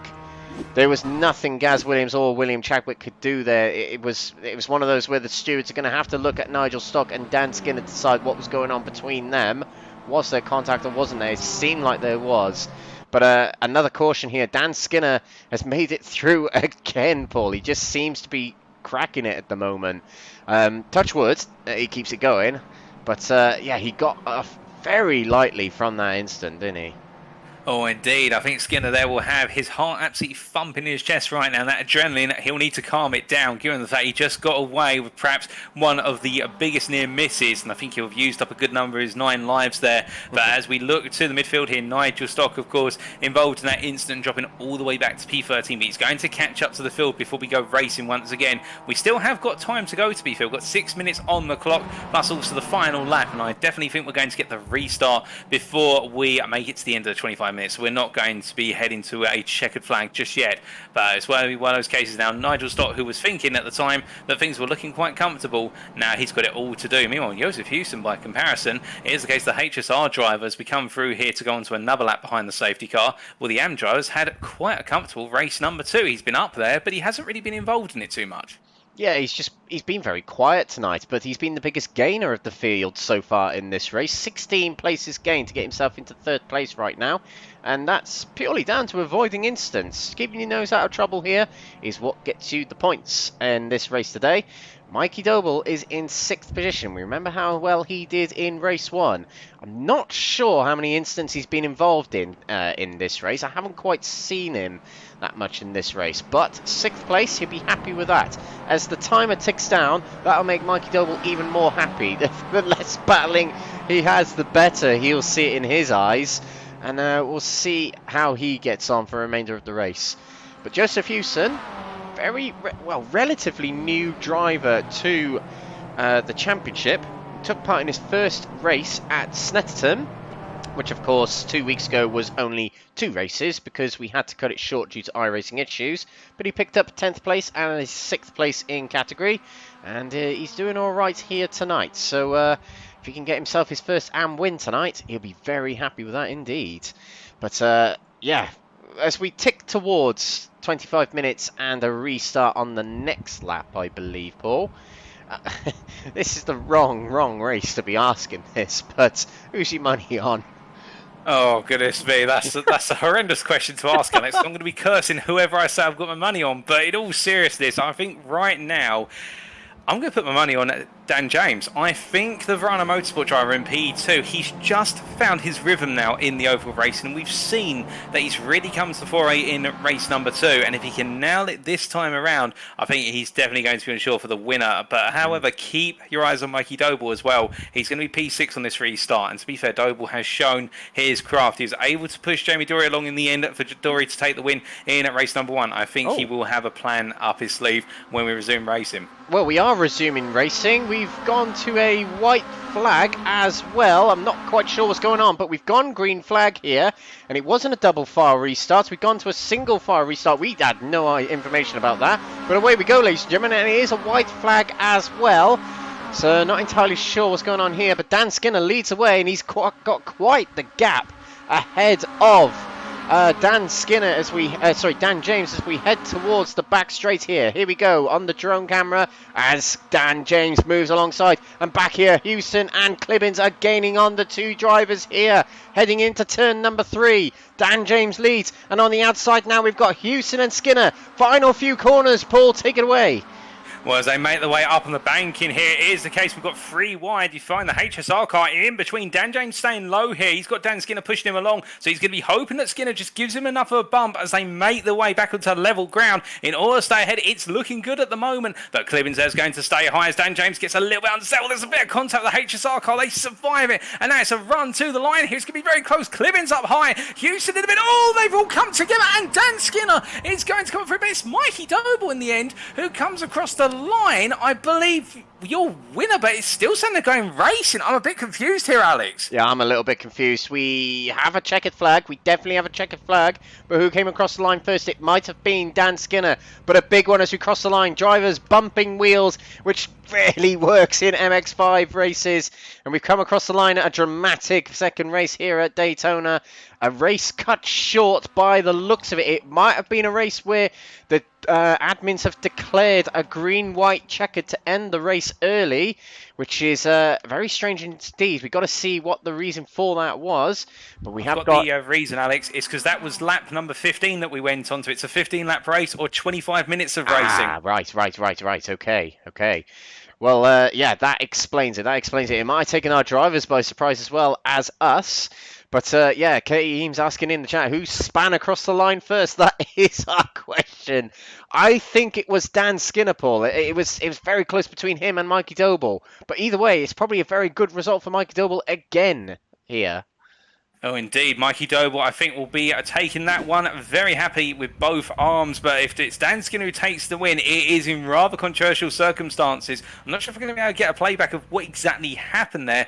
And I think we're also waiting on the results. But here they are. So the race results subject to stewards' inquiries. And I think there's going to be quite a few of them. The stewards are going to need a lot of coffee. But thankfully, a good Americano will keep them awake. Dan Skinner taking the win in the end by only 24 thousandths of a second ahead of Dan James. Unfortunate to miss out on him. Mikey Doble coming home P3 on our time in tower, with Joseph Houston in P4 overall taking the AM win just ahead of Jamie Nicholson, who came through very rapidly towards the end there. Outside the top 5, Nick Clibbins P6, Sam Smith P7, Chris Daines P8, William Fole P9 and Steve Cox completing the top 10, with Jamie Dory at P11 after what was a brilliant race one, not working out here today in race number 2. Nigel Stott P12, Lee Horne P13, John Higgins, that would be John Higgins Jr. P14, Alan McCain P15 when all is said and done, recovering to a degree on that final lap. John Higgins Senior P16, the Amdrive having a difficult day. Then it's Paul Scott P17 ahead of William Chadwick, who's just not having any luck here today at Daytona. And they'll be hoping for some better luck in race number 3.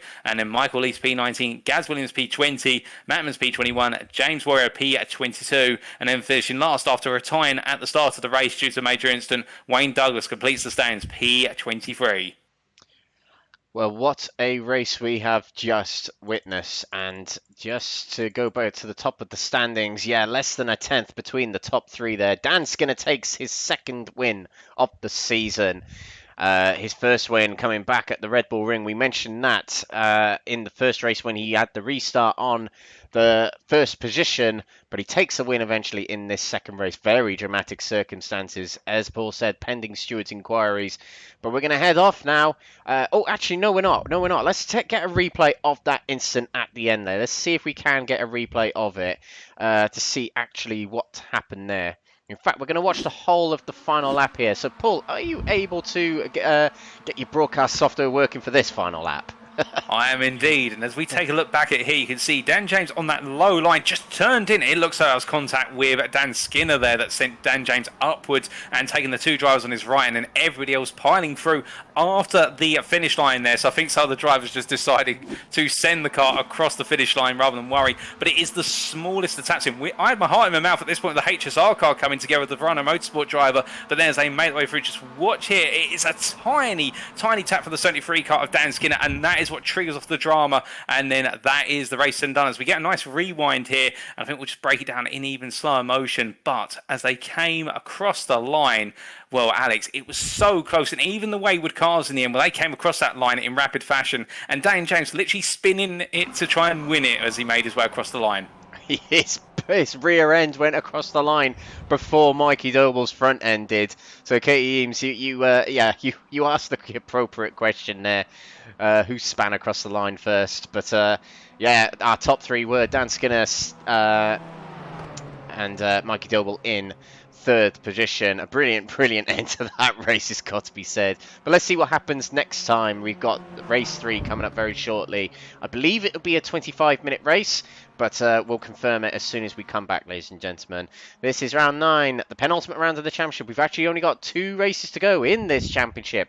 2-hour endurance next week, of course, but the final feature race is coming up very shortly here on Next Gen Racing TV and Crest Autosport TV. Don't go away, ladies and gentlemen. We'll be right back.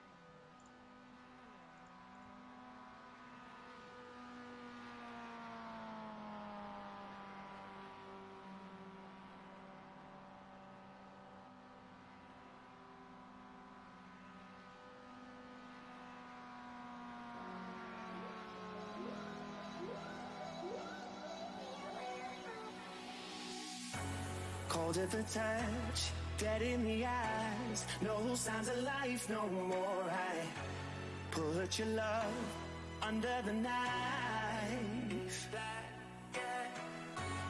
Leave me to die here all alone. No signs of life no more, no. A crying dove may never fly.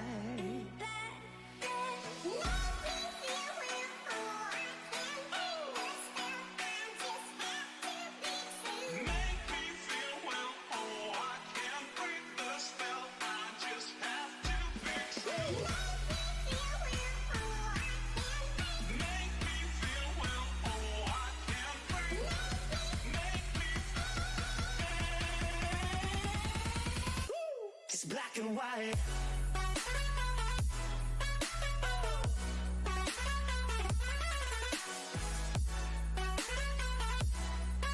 Yeah. Black and white. Oh. Oh.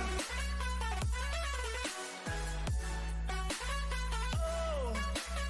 Oh. It's black and white.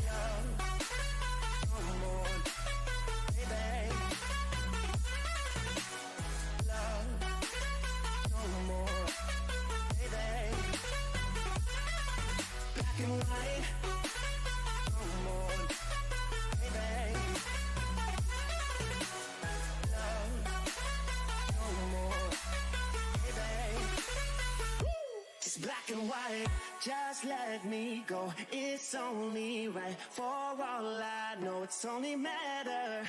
It's calico, it's black and white. White, white, white. Just let me go. It's only right. For all I know, it's only matter. It's calico, it's black and white. White, white, white.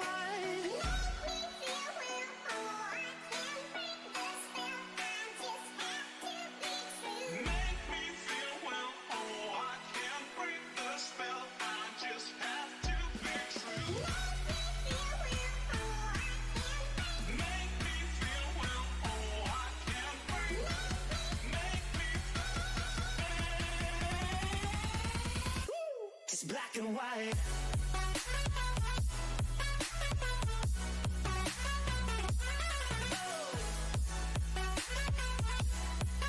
Yeah. Black and white. Oh. Oh. Oh. Oh. It's black and white.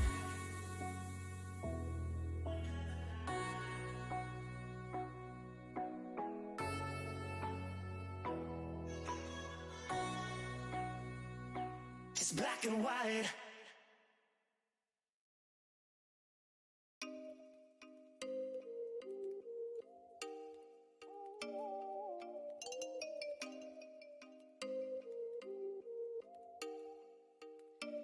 Oh, you make me wanna talk back to you. Say it like that. If I hate you, then find someone new. Baby, but you know I never will. No, so I choke you down just like a pill.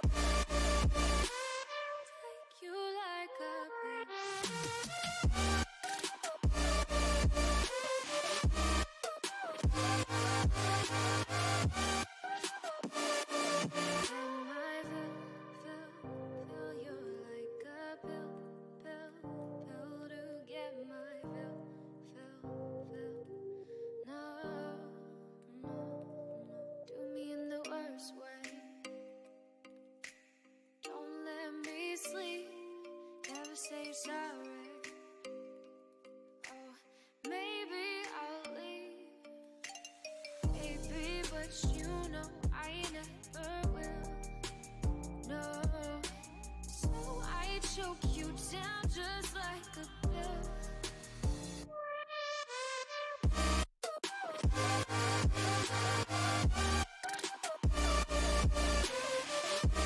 Oh yeah.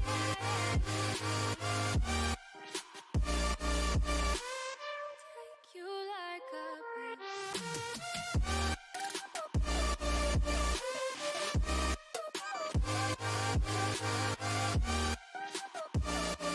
Getting my fill.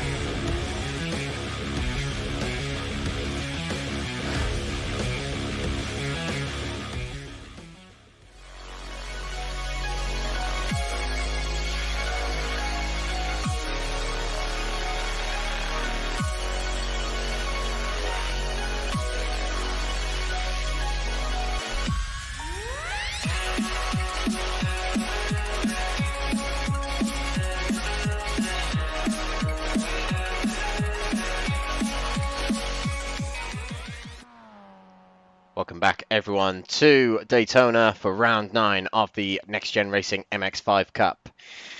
We have 2 races left in this championship. The next race coming up tonight is a 35-minute race, we have been informed, for this final race of the night. And then next week is a 2-hour endurance at Le Mans to cap it all off. And double points on offer as well for that Le Mans race to end it all.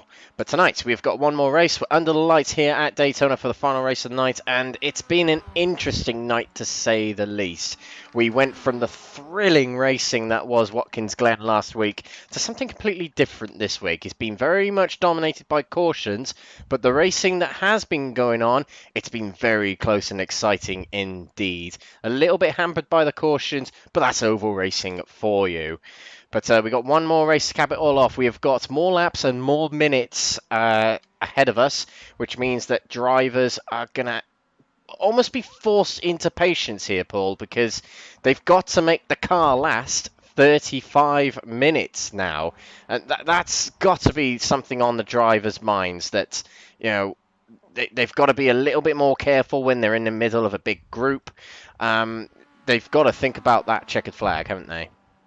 Oh, indeed. It's 35 minutes or 23 laps of racing, whichever one we get to first. And given the way races 1 and 2 have gone, it's the case where patience has run out quite early for some drivers. Now, it will be the case that over the course of this distance, any early instance will see those fast repairs gone, and follow-up instance are only going to make things worse for the drivers in terms of where they fit into the order. We've got a lot of time available, but patience is going to be so critical here. And I can imagine now, if there are any instances early on in this race, the stewards are going to come down hard. And, well, it's going to be a game of patience, of course. We've got a full reverse grid, which means we may have some drivers really out of position.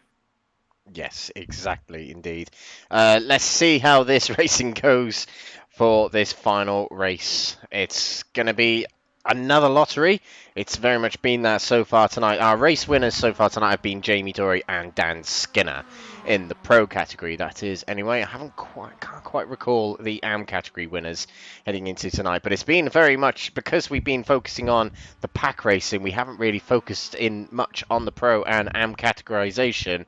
But one driver that's really going to benefit out of tonight, Paul, is one driver we were really talking about at the start of this, saying that it could either go terribly wrong for him or incredibly right for him tonight, and that's Mikey Doble. He has picked up 2 podium finishes tonight on what's effectively a lottery race. Oh, indeed. And with William Chadwick having 2 disastrous races. Race 1 not going his way, and race 2 just so much bad luck for William Chadwick. I mean, he's come through the field time and time again after having the car repaired. It is the case now, really up against it. And, well, we talked about Mikey Doble having the highest oval racing iRating of all of our drivers here, and he's putting it to good use as we begin the transition to the forming of the grid. And, well, now it is all a time to come down to 35 minutes. And in terms of the grid, over to you, Alex. James Warrior will start us off on pole position with what is a full reverse grid based on the results of race 2 earlier on. Matt Emmons will line up 2nd position with Gaz Williams, who started pole position in race 2, will start 3rd position here in this race. Michael Lease will start 4th position with William Chadwick, the source of a lot of bad luck, will start 5th position in this 3rd race. Paul Scott will start 6th position with John Higgins Sr. in 7th position. Alan McCain, who started pole position for race 1, will start 8th here on the 4th row. John Higgins Jr. 9th position with Lee Horne in 10th position. Nigel Stock lining up 8th position alongside race 1 winner Jamie Dory. Steve Cox will line up on the 7th row with William Foyle alongside him. And Chris Daines will line up 15th with Sam Smith in 16th. 17th will go to Nick Clibbens with Jamie Nicholson alongside in 18th. Joseph Newson in 19th, who won the AM category in the previous race, taking his first win in the category of the season. Mikey Doble in 20th with Dan James in 21st, and our race 2 winner Dan Skinner will line up 22nd. Here we go.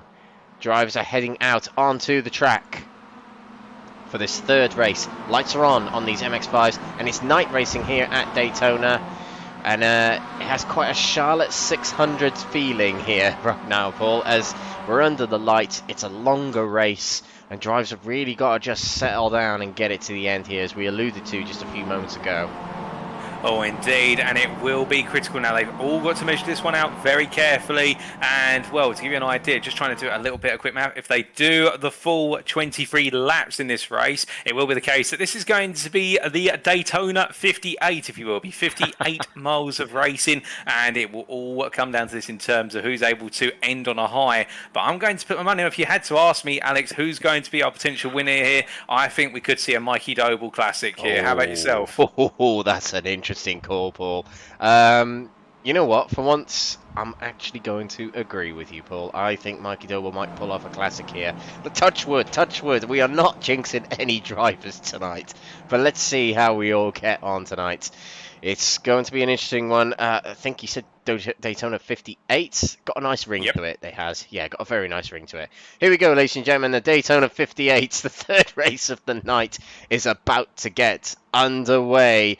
The pace car will peel off. James Warrior will lead us to the line with Matt Emmons alongside on the outside. Pace car peels off, and James Warrior will decide when he decides to plant that right foot down. And now he goes. Away we go. Boogity, boogity, boogity. Let's go racing for the final time tonight. It's a great start by James Warrior as he blasts away from the two next-gen cars behind of Gaz Williams and William Chadwick. Up towards turn number 1, he will go. And pushing along Gaz Williams is William Chadwick there. And they've gone very much more like a single file kind of start to this race here, Paul.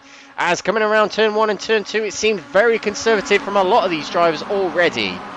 Oh, indeed, and that's the thing. I think what Chadwick, Williams and Warrior are all trying to do here is they go 3 wide down the back straight as they were trying to make an early breakaway from the field, but now everybody starts to come together, and this is where we see that dogfight between the drivers, where they all size one another up, try and get in amongst one another, and it's Michael Lease who comes through the middle, but notice, nobody wants to take that middle lane anymore. That's the lane that's been causing most of the incidents in the early stages of the race, and Lease was the one to brave his way through it, but now it's going to be Chadwick who comes up into the middle here to go round, and as they roll the way through turn 3-4, it is the case as they head onto the start-finish straight. It's Chadwick leading again. He's up on high, and meanwhile Lease is down low, and then we have Warrior. We also have Higgins there, Paul Scott as well. They make it 3 wide behind in the battle between 3rd and 5th as they come on through, but now it's the charge from John Higgins Sr. as they go onto lap number 2, and now the field is breaking into the 3 wide situation here. We've got 3 rows of 3 as they come into turn 1-2. Once again, they roll them through here, and it's John Higgins Sr. who finds himself leading high with Chadwick down the low, but look a bit behind and you'll see the Trotters Independent Trading Company machine.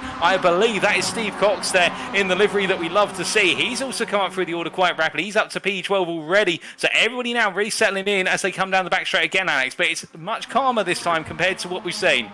Yes, it has been, but drivers can't resist the temptation to go 3 wide to try and find that middle line. It's the most dangerous line we've seen all night. It's the one that drivers have been struggling on the most. But we can see William Chadwick here at the front. He said from the very start, by the seams of it, I just want to get myself to the front, because it seems to be that the guys at the front avoid the most drama as long as they can keep himself at the front there. There's a lot of HSR cars here. James Warrior is in the middle, and right in front of him is John Higgins Sr., who might lead a lap here at Daytona. Oh, he comes down towards the apron. Contact with William Chadwick, and that sent him off onto the infield. On the inside, we keep racing here at Daytona. Green flag still, and William Chadwick was very firmly on that inside there, but Higgins Sr. was adamant he wanted that line, but it wasn't given to him, Paul.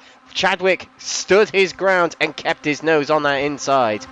Indeed, and I think there, Alex, is the case. Chadwick did the exact right thing, just stayed there, because if he was to lift off, that would have caused a huge incident behind, and I think that was a miscalculation from Higgins in the end. But as they roll the way down the back straight this time, it is the case. We can see 3 wide once again with Lee Horne now coming through the middle, but they all seem to be really settling in now, although as I say that, we can see that's the case that Jamie Dory now cutting down from high to the middle, and as they come on through here, we can just see how close together everybody is, but it is a lot of patience being displayed here, and nobody really changing lanes too aggressively at the moment. We have seen a couple of quick swaps, but nothing like what we've seen previously as they come around to complete what will be lap number 3, and as they charge to that timing line, looking on high, they've got Gaz Williams, who's now finding himself back in the lead, albeit I think he'll lose that lead as they come through into turn 1-2. It will be Warrior down the low who will take it, albeit they are effectively 3 wide here and all joint vying for the lead, but you can see also there going on high, that is William Foyle gradually coming on through, and we've also got there, if I look a little bit closer, we've got Nigel Stock making his way starting around as well. So it's the case. The Crest Autosport Apex Tracks drivers also playing the long game here and being smart on that high line. They're trying to work together. And this is something we've been missing, is that teamwork amongst the teams. The only team that's really done that teamwork is NXTGEN and Verano Motorsport. I think everyone now getting the memo here, although looking at that, I can see Chadwick here already trying to squeeze his way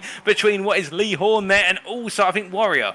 It was 4 wide for a moment there, going down the back straight. William Chadwick takes it though. He put himself second in that line of a 4 wide situation between William Foyle, Lee Horne and James Warrior, who was on the inside there, but he puts himself back into that top spot. We're seeing a lot of drivers here working together in this race. We've got the HSR cars, we've got the Crest Autosport cars, we've also got the NXTGEN cars working together at the front here. This is Jamie Dory and Lee Horne working together. Lee Horne is on a charge to try and win the AM category championship. He's got next week to try and secure it, but tonight has been a good haul of points for him. We've got 3 NXTGEN drivers in a row here as we head into turn number 1. That's Dory, Horne and Gaz Williams at the front here. Nigel Stock has slotted down into the middle lane. William Foyle is stuck on the outside there behind Gaz Williams, and Nigel Stock is trying to try his hands on the middle lane here behind, I believe that is Lee Horne right ahead of him, heading down this back straight. Look at William Foyle pushing along Gaz Williams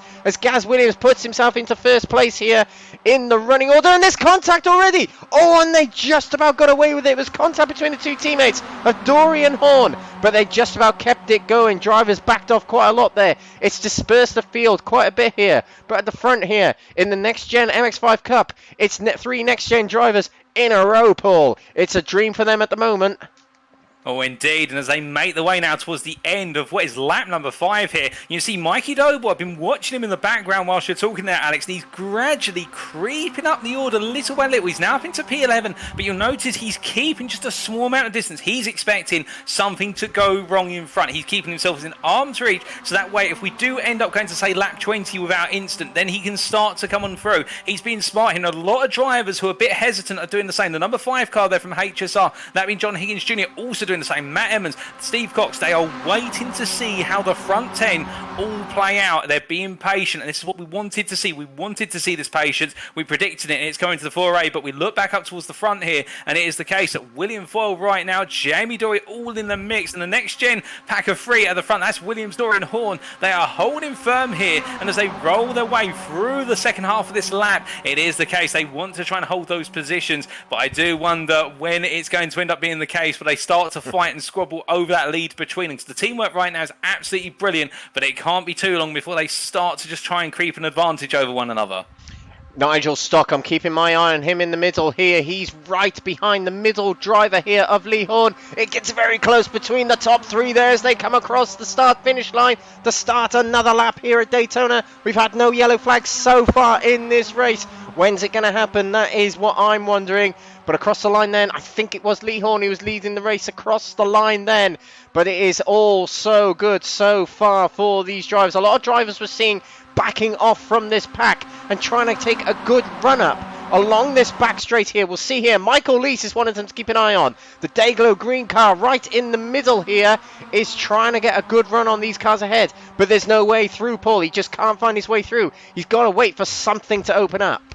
Oh, indeed. It's almost like a traffic jam on the M25 in the United Kingdom. That's a major motorway for those of you not based in the United Kingdom. That's always jammed. Where it's 3 lanes, then it just seems to find a way to get stuck. And it's also a loop. Figure that one out. But it is the case as our drivers come charging through here. You can see now those gaps are starting to open. Everyone now started to jostle for position. Nigel Stock, they're taking a little bit of a peek between the mid and the low line, trying to figure out whether he can make it 4 wide. He's not going to dare it as well. There's Steve Cox also coming up. He's got ahead of Mikey Doble. And now as they roll the way onto lap number 8, it's the case that NXTGEN still holding that top 3, but is anybody going to dare to try and make it 4 wide? That's the question here, and whoever does has got to be brave and has got to expect the NXTGEN drivers will give them the space if they can find the gap. We've also got Chadwick there down low, tucked in behind Jamie Dory. He's pushing Dory along. He's trying to get Dory to move out of position, so that way as they come onto this back straight, he can now look to make a move to become one of the 3 at the front. There's contact there between Michael Lees and I think that was Jamie Dory going, no, it's not Dory, but whoever that is going going with them for the next gen. That's Gaz Williams. And oh, goodness me, and I think one of the HSR drivers also went with them. But they've been knocked out of the pack, Alex,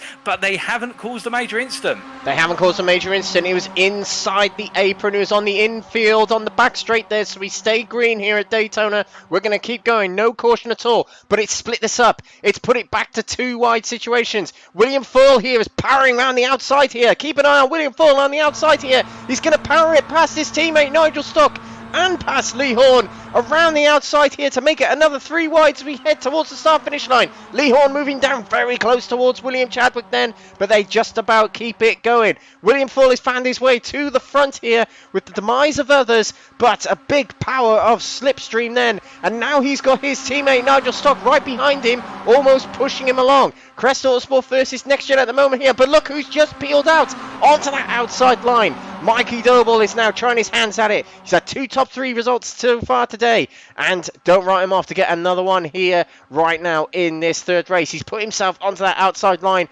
right in front of William Fall, getting a good draft in the middle lane there, and puts himself to the front of the pecking order here. Chadwick overtakes Jamie Dury.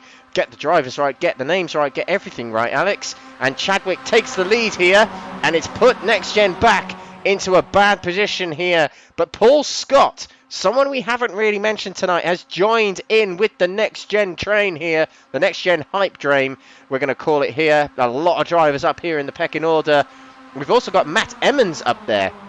Loads of Next Gen drivers really waving the flag in this race. But let's see what's happened to Gaz Williams. He's a long way back here. He's recovered from that spin, but he's got to try and catch up with the pack here.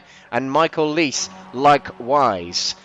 But towards the front here, we've got more 3 wides happening. Mikey Doble is on the outside there. He'll be fine with that. But as soon as he gets onto that back straight, because he's taken up that outside line, he gets a big burst of speed as he pulls down onto the back straight here, does Mikey Doble, and he's able to get himself back into contention alongside these drivers to the left of him, which consist of Lee Horne and William Chadwick. He gets his nose in front.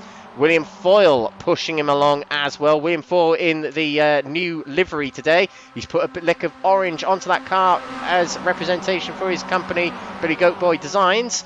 And he is very much representing that livery very well tonight with some good racing. But Paul, it's been so far so good. 11 minutes without a caution. Oh, indeed, and as they come to the end of lap number 10, you said it, Alex, this is absolutely thrilling stuff as they make their way onto lap number 11. They're all still sizing up for position, but you can see as the time is wearing on and the laps are wearing down as well now, how our drivers are really starting to open up. There's those little gaps that emerge, those formations are now being disrupted, and Next Gen no longer able to hold those lead 3 spots, holding each lane. And as they roll the way on through here, Mikey Doble staying high all the way through this, but not necessarily staying alongside the mid or the bottom lanes. And I do wonder if Mikey Doble here is just holding back very slightly and avoiding making a complete 3 wide in case there's a need for him to dash to the inside. But I say that he's been pushed along now by William Horne. He has to drop into the middle and looks to go to the low line, and then he's been pushed forward, and then Lee Horne coming down there, a little tap to William Chadwick. Chadwick will give Doble the push through the latter half of the lap as they make their way towards the timeline to end lap number 11. Right now it's the case that Doble really coming up to the front. Lee Horne, to be fair, despite being left by himself in the middle lane for some time, he's staying up there, Alex. Lee Horne just simply seems unbothered by the fact if he's got anyone pushing him along, alternatively he's by himself, he's comfortable in the middle. He is, and I think the Next Gen drivers really are coming together to help their colleague out, help their teammate out, because Lee Horne has really got an opportunity at the championship heading into next week. With Sam Smith getting a line of bad results, he's back here in 22nd place. I don't think he's actually running in the race at the moment. So Lee Horne is going to just pick up points, and that's going to help him in his championship bid. He needs to stay up here. He needs to be in the running for the win here in this race.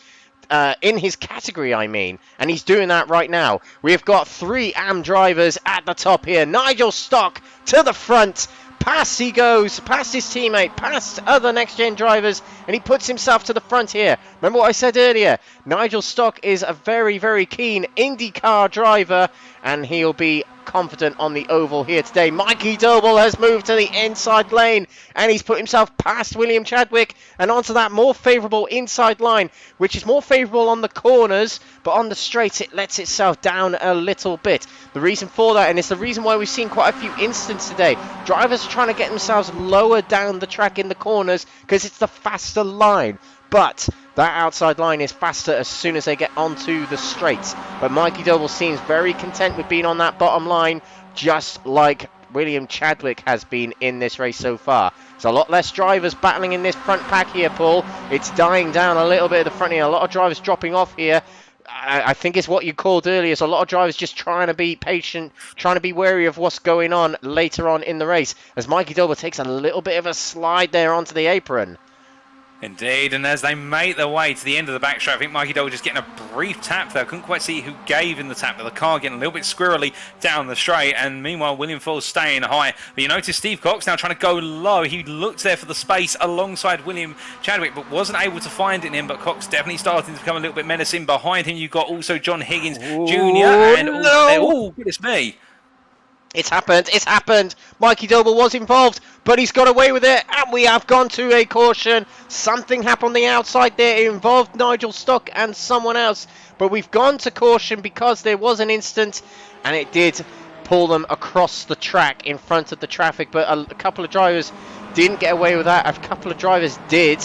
Stock didn't get away with that, and I think it wasn't Michael Leese, I think it was Paul Scott has had to pull in the pity. He's got a lot of damage on his car there. Paul Scott has come off worse for wear in that instant. Let's see if we can get a quick replay of that. I'm just going to try and find the instant. Let's get it from the view of Nigel Stock. Nigel Stock's out on the right there. He's trying to find a way around William Ford. He makes contact with a HSR car, I think, and then bashing and bonging with other drivers. That was Paul Scott, actually, he was making contact with, not a HSR car. And it collected Matt Emmons as well in the purple roll cage. So here we go. Nigel Stock moves down. He's trying to find slipstream on his teammate, but it wasn't there. Mikey Doble, Paul, was the one that really got away with that, wasn't he?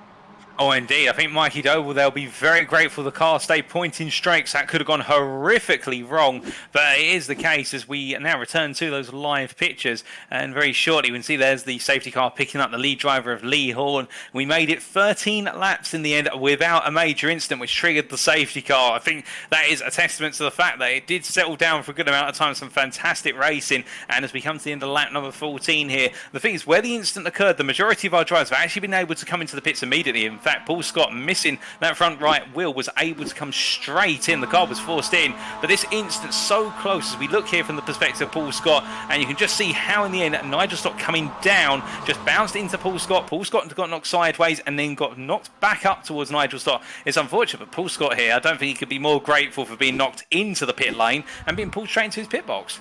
Yeah, that was quite a stroke of luck. But did he enter the pits under caution? It means he'll have to go to the back of the pack, but that's probably not a bad thing there. But yeah, that's just one of those situations where Nigel Stock was trying to draft his teammate, and to be honest, it's a bit of a miscommunication between the two Crest Autosport drivers here, because William Fall, at this point, is helping out the next-gen drivers, not his teammate, by sticking in front of the next-gen drivers, and that's what Nigel Stock was concerned about, and that's why he's trying to get as close as possible to Paul Scott, but it didn't quite work out that way, and it's led to another caution here, and it means Paul Scott and Nigel Stock and Gaz Williams have had to put themselves to the back of the pack here, and have got a job to do to get back to the front, but we are just about halfway through here, Paul. We've got plenty to go, and we could have a big long run like what we did just then to finish off the race. And to be honest, that's what we came to see here tonight, was a big long green flag run like that, and very, very considerate racing from the drivers there.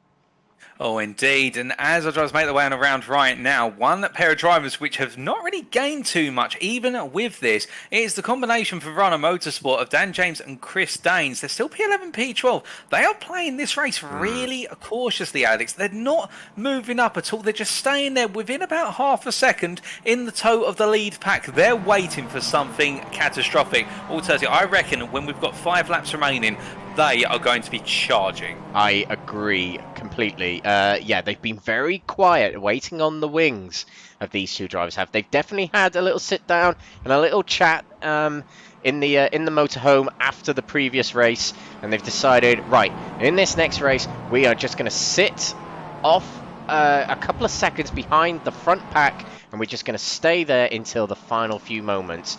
They're the only drivers, I think, that are trying that tactic. Other drivers are just desperate to get to the front. But to win the Daytona 500, ladies and gentlemen, it's not about leading the 25th lap, for example.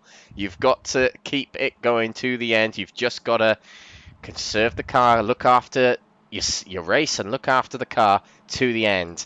And that's what we are seeing a little bit more in this race, and it's good.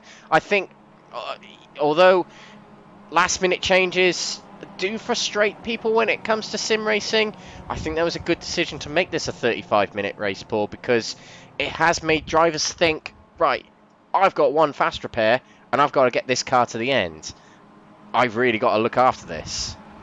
Oh, indeed. And if they can look after it like Lee Horne has, or like William Vole has, they will reap the rewards. At least we expect it here as they now make their way out of the final turn. The safety car will peel into the pits once again, and it will be to Lee Horne to take us to the restart as we just wait now for that safety car to peel on over. There it goes. And now will Lee Horne go early? Will he go late? Will he go somewhere in between? He's gone early, Lee Horne. He's gone immediately by looks of things, and everybody tucking in, and that has actually caught William Vole by surprise. It won't mean too much in the grand scheme of things, because everyone will eventually catch up to our leader, but you can see how Dory and Chadwick are having to go side by side still, whereas Vole falls into formation. But again, a rather tame restart from the rest of the field, but now they all come together as they go into the first corner. Yes, a very good start from Lee Horne there, and it's brought Jamie Dory into the contention here on the inside, helping out his teammate here. William Vole on the outside there, keeping himself happy, still on the outside of these. And Mikey Doble, despite the little panic before the caution, as he powers to the outside, a big slipstream from William Vole, and he finds himself to the front, pulls to the inside, and Mikey Doble takes the lead here. Brilliant, brilliant tactical driving there from Mikey Doble, and he brought William Chadwick with him. But William Vole has fought back here, back into contention and keeping that middle lane. He seems very happy with that middle lane, and he's just contending with it with Mikey Doble as they approach the line. William Vole is going to lead a lap here at Daytona. Oh, unless to the inside goes Jamie Dory, but I think that was William Vole across the line then.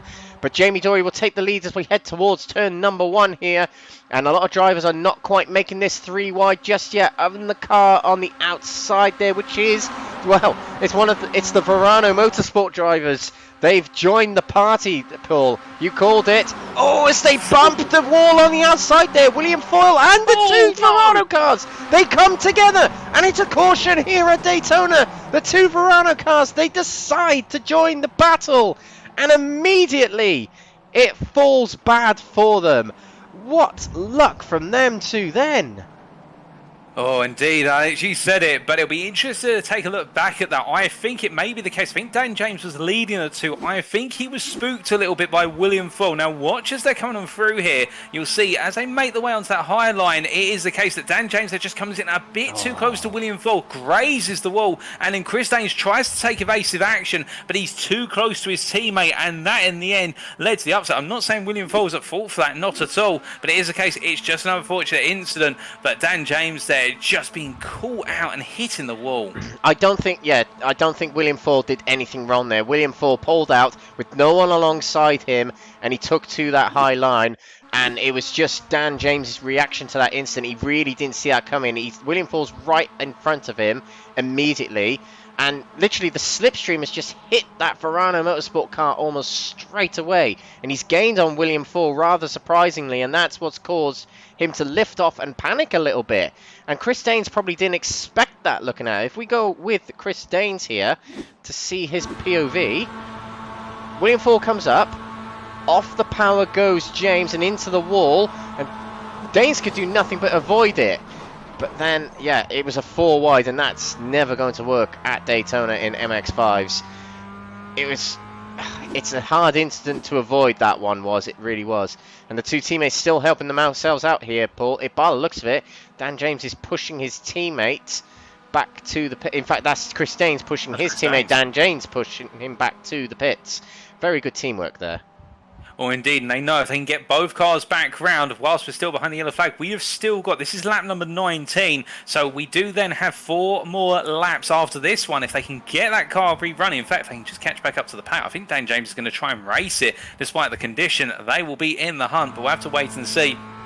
And Dan James going down to the apron there, it may be the case he does have to bring it in. I can imagine there might be a meatball flag for that car, aka you need to bring the car into the pits within 3 laps, otherwise you'll be disqualified for damage or a technical infringement to the car. But speaking of disqualifications, if you're wondering where John Higgins Sr. is when he came into the pits, there's been a bit of a mix-up and he's actually had to retire. He's been technically disqualified from the race, and I'm not sure why. There's no reason from our stewards as to why. I think that might be an automated stewarding glitch from iRacing itself. That's really unfortunate if it is, but John Higgins Sr.'s race over already. Very unfortunate, but hopefully we'll see him back at Le Mans next week. Back to regular racing and an endurance style of racing. A 2-hour endurance coming up for us next week. Remember, ladies and gentlemen, on the 11th of July, we end the season. What's been a great season, and champions will be crowned. That is coming up for you in a week's time. But here in the now, we have got at least a couple of laps remaining in this race, or 10 minutes. We'll see how this goes. But we are... Oh, what is William Chadwick doing? He's decided to take the infamous bus stop here at Daytona for giggles. That's his form of a protest to say, we want the Roval next time, please, admins. Oh, indeed. Well, perhaps he's just trying to get a bit of tyre temperature there by doing a bit of weaving through the chicane. Yeah. Well, yeah. Speaking of bus stops, the race he's had, he definitely wants some extra change for the bus journey home tonight. But yeah, it's not over yet for William Chadwick. He might be able to make up some points here, but he's got Mikey Doble, who just will not get rid of himself from that top spot. Here, he's contending for a podium again in this race. What a night he's been having. But news on John Higgins Sr. here, Paul. It's just come through on the YouTube comments. John Higgins got a black flag for unsafe pit release. Didn't even go in the pits, and then got black flagged for not serving it. So, I think you were right. I think it's some form of a iRacing glitch there that's happened. Oh, indeed. That is a very, very odd one. I do feel for John Higgins Sr. and the fact that he was looking quite strong in this race number 3 until the incident occurred, and I was hoping he'd be back out on circuit, but it's not to be. But as you say, Alex, we'd love to see him out on circuit in a week's time for the season finale. But before we go ahead to that, we must look to the now, and it is the case as they go around on lap 21, the lights are off on the safety car. We will have 2 more laps of racing when they come around to the restart. And, well, Alex, do you think William Chadwick can finally turn things around after 2 dismal races? Can he pull off a win, or will it be Mikey Doble, our prediction? Whoa. Well, I said it in race 1, being in first position for the final lap or final 2 laps is probably the worst position to be. But Chadwick's been holding that bottom line very well tonight. But as we approach what effectively is a green-white checkered, yeah, because we're going green for 1 lap, then white for 1 lap, and then checkered. So effectively a green-white checkered. It's going to be very, very interesting. There's going to be drivers getting very close to one another. Don't be surprised if we see another incident happen in this race, ladies and gentlemen, because it's going to get very close between these drivers. Desperate for championship results, desperate for points. Here we go, towards the start-finish line. The pace car is going to peel off for the final time tonight, hopefully. And William Chadwick will lead us towards the start-finish line for the final time here. We've got 2 laps. Away he goes. He stamps his foot down. William Ford gets caught out again, and on his inside is Jamie Dory. But Chadwick leads us across the line to restart this race with 2 laps to go here at Daytona International Speedway. On the inside there is Jamie Dory following Chadwick along. And where is Mikey Doble in amongst this? He is in 5th place on the outside here. Probably not the favourable line to have, but he's going to follow William Ford for the time being. He's going to stick to that top line. But Jamie Dory at the front here, contending with Chadwick straight away, Paul. Indeed, as they make their way through the first corner now onto the back straight, I think William Chadwick has really played this one well. He's going to hold that low line as long as he can, as Jamie Dory here comes through the middle, and we do have Mikey Doble up high alongside William Foyle here, so we do go straight into a free wide as they come to the next banking, and you can see Lee Horne tucking in behind William Chadwick there. Will Foyle! Will Foyle there, pushed by Mikey Doble along the back straight, and then as soon as he gets to the front, he drops down straight away to the bottom line.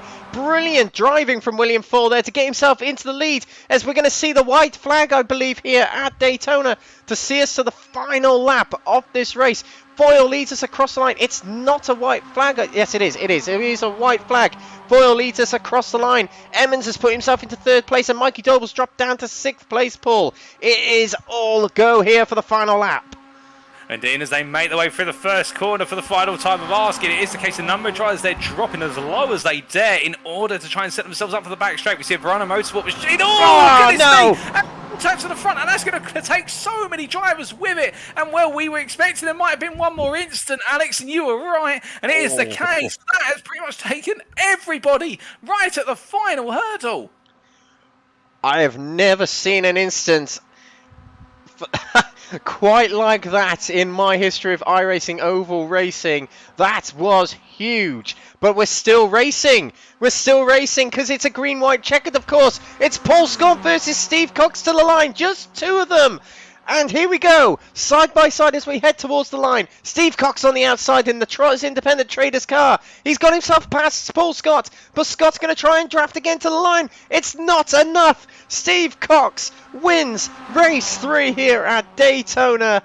Brilliant finish for himself. He picks his way through, avoiding all the action, and he wins this final race of the night. We've got 4 AM drivers in the top 4, and winning the pro category will be James Warrior, and that will tick off his first win in the category of the season. Poof. That's all I can say about that final lap there, Paul. Incredible scenes. Just, Alex, pinch me. Seriously, I can't believe the way this has played out. I mean, Steve Cox right now, I think he will literally be playing this race back in his mind in the fact that he was right down there in the midfield. He dodged all of it in the end, and well, after what was an absolutely disastrous race 1 where he was right in the thick of a major incident, race number 2 wasn't too much better, and now to avoid all the carnage right at the end. And goodness me, Alex, I mean... Well, I tell you what, Paul, you might have put a pony on Mikey Doble to win this race, but you're going to have to stick a pony in the pocket of Steve Cox there, as he really, really did come out on that final lap. Just guns are blazing to peel it through that instant there. He'll be really pleased with that, because that's huge championship points for him, and I'm just speechless. I am speechless. I don't know what to say about it. Let's tell you what. Let's go and watch the instant and see exactly what happened. Let's start by watching it from the point of view of Steve Cox. Here he is on the inside. It all happens. He takes to the apron right away, and he keeps control of the car and keeps it going. Lightning reactions. Would you agree, Paul? Oh, indeed. I mean, he literally snaps it to the inside so quickly that he just sees it start and he thinks, right, I'm getting straight out the way before I get involved in that. And that is a driver who has learned over the course of tonight. Yeah. It's the case he wasn't the best driver going into tonight, but he's definitely learned from the first 2 races and decided, you know what, I'm not losing this at the final hurdle. That's right. And just look, William Foyle is sideways and he just goes, nope, I'm going to the apron. Genius thinking from Steve Cox. You know what? He deserves that win. No disrespect to Paul Scott, who found his way through as well. Let's just take a replay of Paul Scott's view of this incident. So it all happens ahead of him. Oh my word, he was the luckiest of them all. It all just sort of, the curtains just opened right ahead of Paul Scott then. Oh, indeed. It's literally as if it was the parting of the seas, Alex. And in the end, I think he'll be asking himself, how was I not included in that? My word, that was real close for Paul Scott. Right place, right time, it's got to be said. He eased off the throttle, which definitely helped a little bit, kept in control of the car. And we're just going to watch this finish here between Paul Scott and Steve Cox. But perhaps Paul Scott went too early, too eager. as he takes to the lead in turn 3, and that just allows Steve Cox to just set up an overtake for this final turn. Oh, indeed. I think it's the case. He just went a little bit too soon, and Steve Cox there using, and we talked about it so many times, Alex, over the course of the race tonight, just deploying that patience and waiting for the right time. And in the end, when Paul Scott tried to come back, there just wasn't enough time left to that finish line. And there we go. The yellow four-wheeled MX-5 crosses the line as winner of this race. Let's see from Gaz Williams' point of view this instance. So it all happens on the inside there. Wipers on, because that's definitely going to help. He's just a passenger, and that was Gaz Williams. Let's see if we can get a replay looking at William Foyle's point of view, because he seemed to be at the front when it all happened. Oh, and someone tagged him. William Foyle was just a complete passenger in that, wasn't he, Paul? Oh, indeed, and it's going to be so difficult to unpick. And as we look here, it looks as though in the end it's a three-way collision between Foyle, Chadwick, and I believe that's Emmons with the pink-purple roll cage. And I think what's happened is as they've made their way out of the corner, you'll see here, Emmons there is on the right. Chadwick sort of peels after making a bit of a bump to the rear of Foyle, and that just upsets Chadwick's car and sends it upwards. And there he finds, lying in wait, a Matt Emmons who was just patiently thinking, I'm on the high line here, I'm going to just stay to the wall down onto the straight. Well, they never made it to the straight, and that led to everybody falling apart. Oh.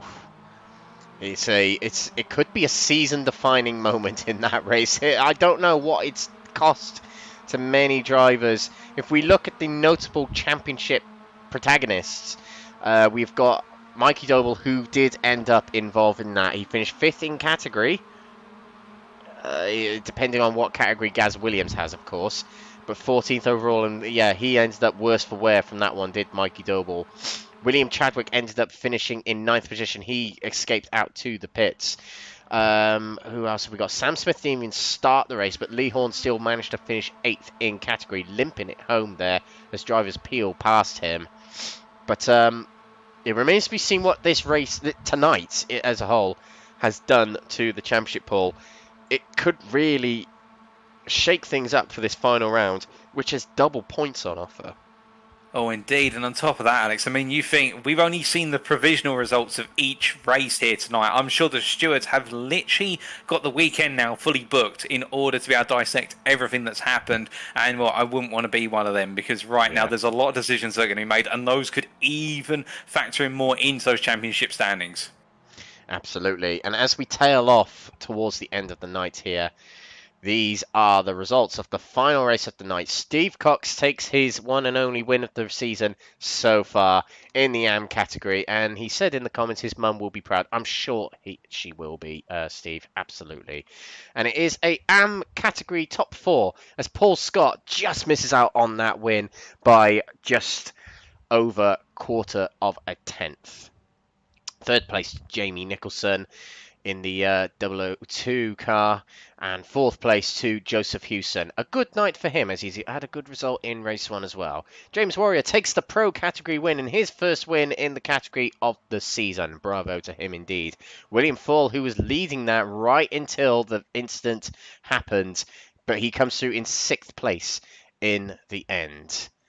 7th place to Dan Skinner, 2nd place in category, so a very good night for Dan Skinner in terms of points. And Gaz Williams coming through in 8th position. Nigel Stock finishes 9th overall, with Nick Clibbins coming through in 10th position. Alan McCain 11th, with Dan James in 12th position.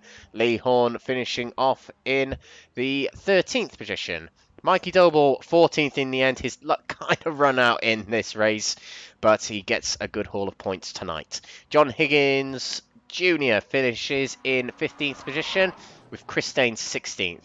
Will Chadwick, a bad night for him, unfortunately. 17th for him, with Matt Emmons in 18th. Jamie Dory, our league host and race 1 winner, finishes 19th, with Michael Lease 20th. 21st going to John Higgins Sr. and a DNS for Sam Smith. Well, that's been quite the night of racing, indeed. I wasn't sure what I was expecting heading into tonight, but that was truly something, Paul. It was thrilling to watch, but it was hard to watch at the same time, wasn't it? I mean, I'll be honest with you, Alex. I've loved it tonight. I'm not going to lie. I think experimenting with ovals in the MX-5 Cup, it had to be done at some point, and well, it's produced 2 races which were very stop-start races, and then race number 3, which started off on an absolutely fantastic note, made it over the halfway point before we saw the first major incident, and in that finale, I mean, I've never seen that in all my years of commentating, and in the end, to see those reactions of Steve Cox, I think it just sums it up. Expect the unexpected and you'll still be surprised, but what it will do is set us up for an absolutely dramatic season finale. You think all the drivers today, particularly the championship contenders who've lost out, they will come back at Le Mans absolutely firing all cylinders. It's going to be an absolutely brilliant one in a week's time. Absolutely, yeah, looking forward to Le Mans, one of my favourite tracks ever. So this has been the season we've undergone so far, 9 rounds, well, I can't show the calendar for some reason, but yeah, 9 rounds. We started off at Red Bull Ring, then round 2 was at Knock Hill, Brands Hatch for round 3, Alton Park round 4, and round 5, Spa-Francorchamps, Silverstone 6, Snetterton 7, and Watkins Glen 8. Today here at Daytona for the oval variation of the Canada. Next week on the 11th of July, we're heading off to Le Mans in France for the finale of the championship. It's a 2-hour endurance, remember, ladies and gentlemen, for that final round of the championship. Join us here on Crest Autosport TV on YouTube and Twitch, or on Facebook for NXTGEN Racing TV. It'll be a very long broadcast, it'll be a very exciting race, and it's going to be fun to watch. So, Paul, final thoughts as we head out of Daytona and towards Le Mans. Well, MX-5s are definitely not NASCARs, but they can still generate the excitement like NASCAR, that's for certain. So much so, I've seen some sarcastic comments already in the drivers' community saying, can we do Charlotte Oval next week? That would be good, yeah. The hopefully we can get it to a Charlotte 62 or something like that instead of a Daytona 58, something like that. But I think the drivers will want to take a break from that tonight. It's been a bit of a Marmite meeting for the drivers. It's definitely seemed the case. I think pretty much every driver tonight has been involved in an incident. But next week at Le Mans, it's back to normality with regular road racing. The half street circuit, half permanent course of Le Mans is coming up next. The final round of the championship. Tune in around about 7:30 UK time on the channels. My name's been Alex Everett, and alongside me, Paul Walsh. This has been the Next Gen Racing MX-5 Cup, round 9 of the championship. We'll see you next time for the finale. Thank you for watching.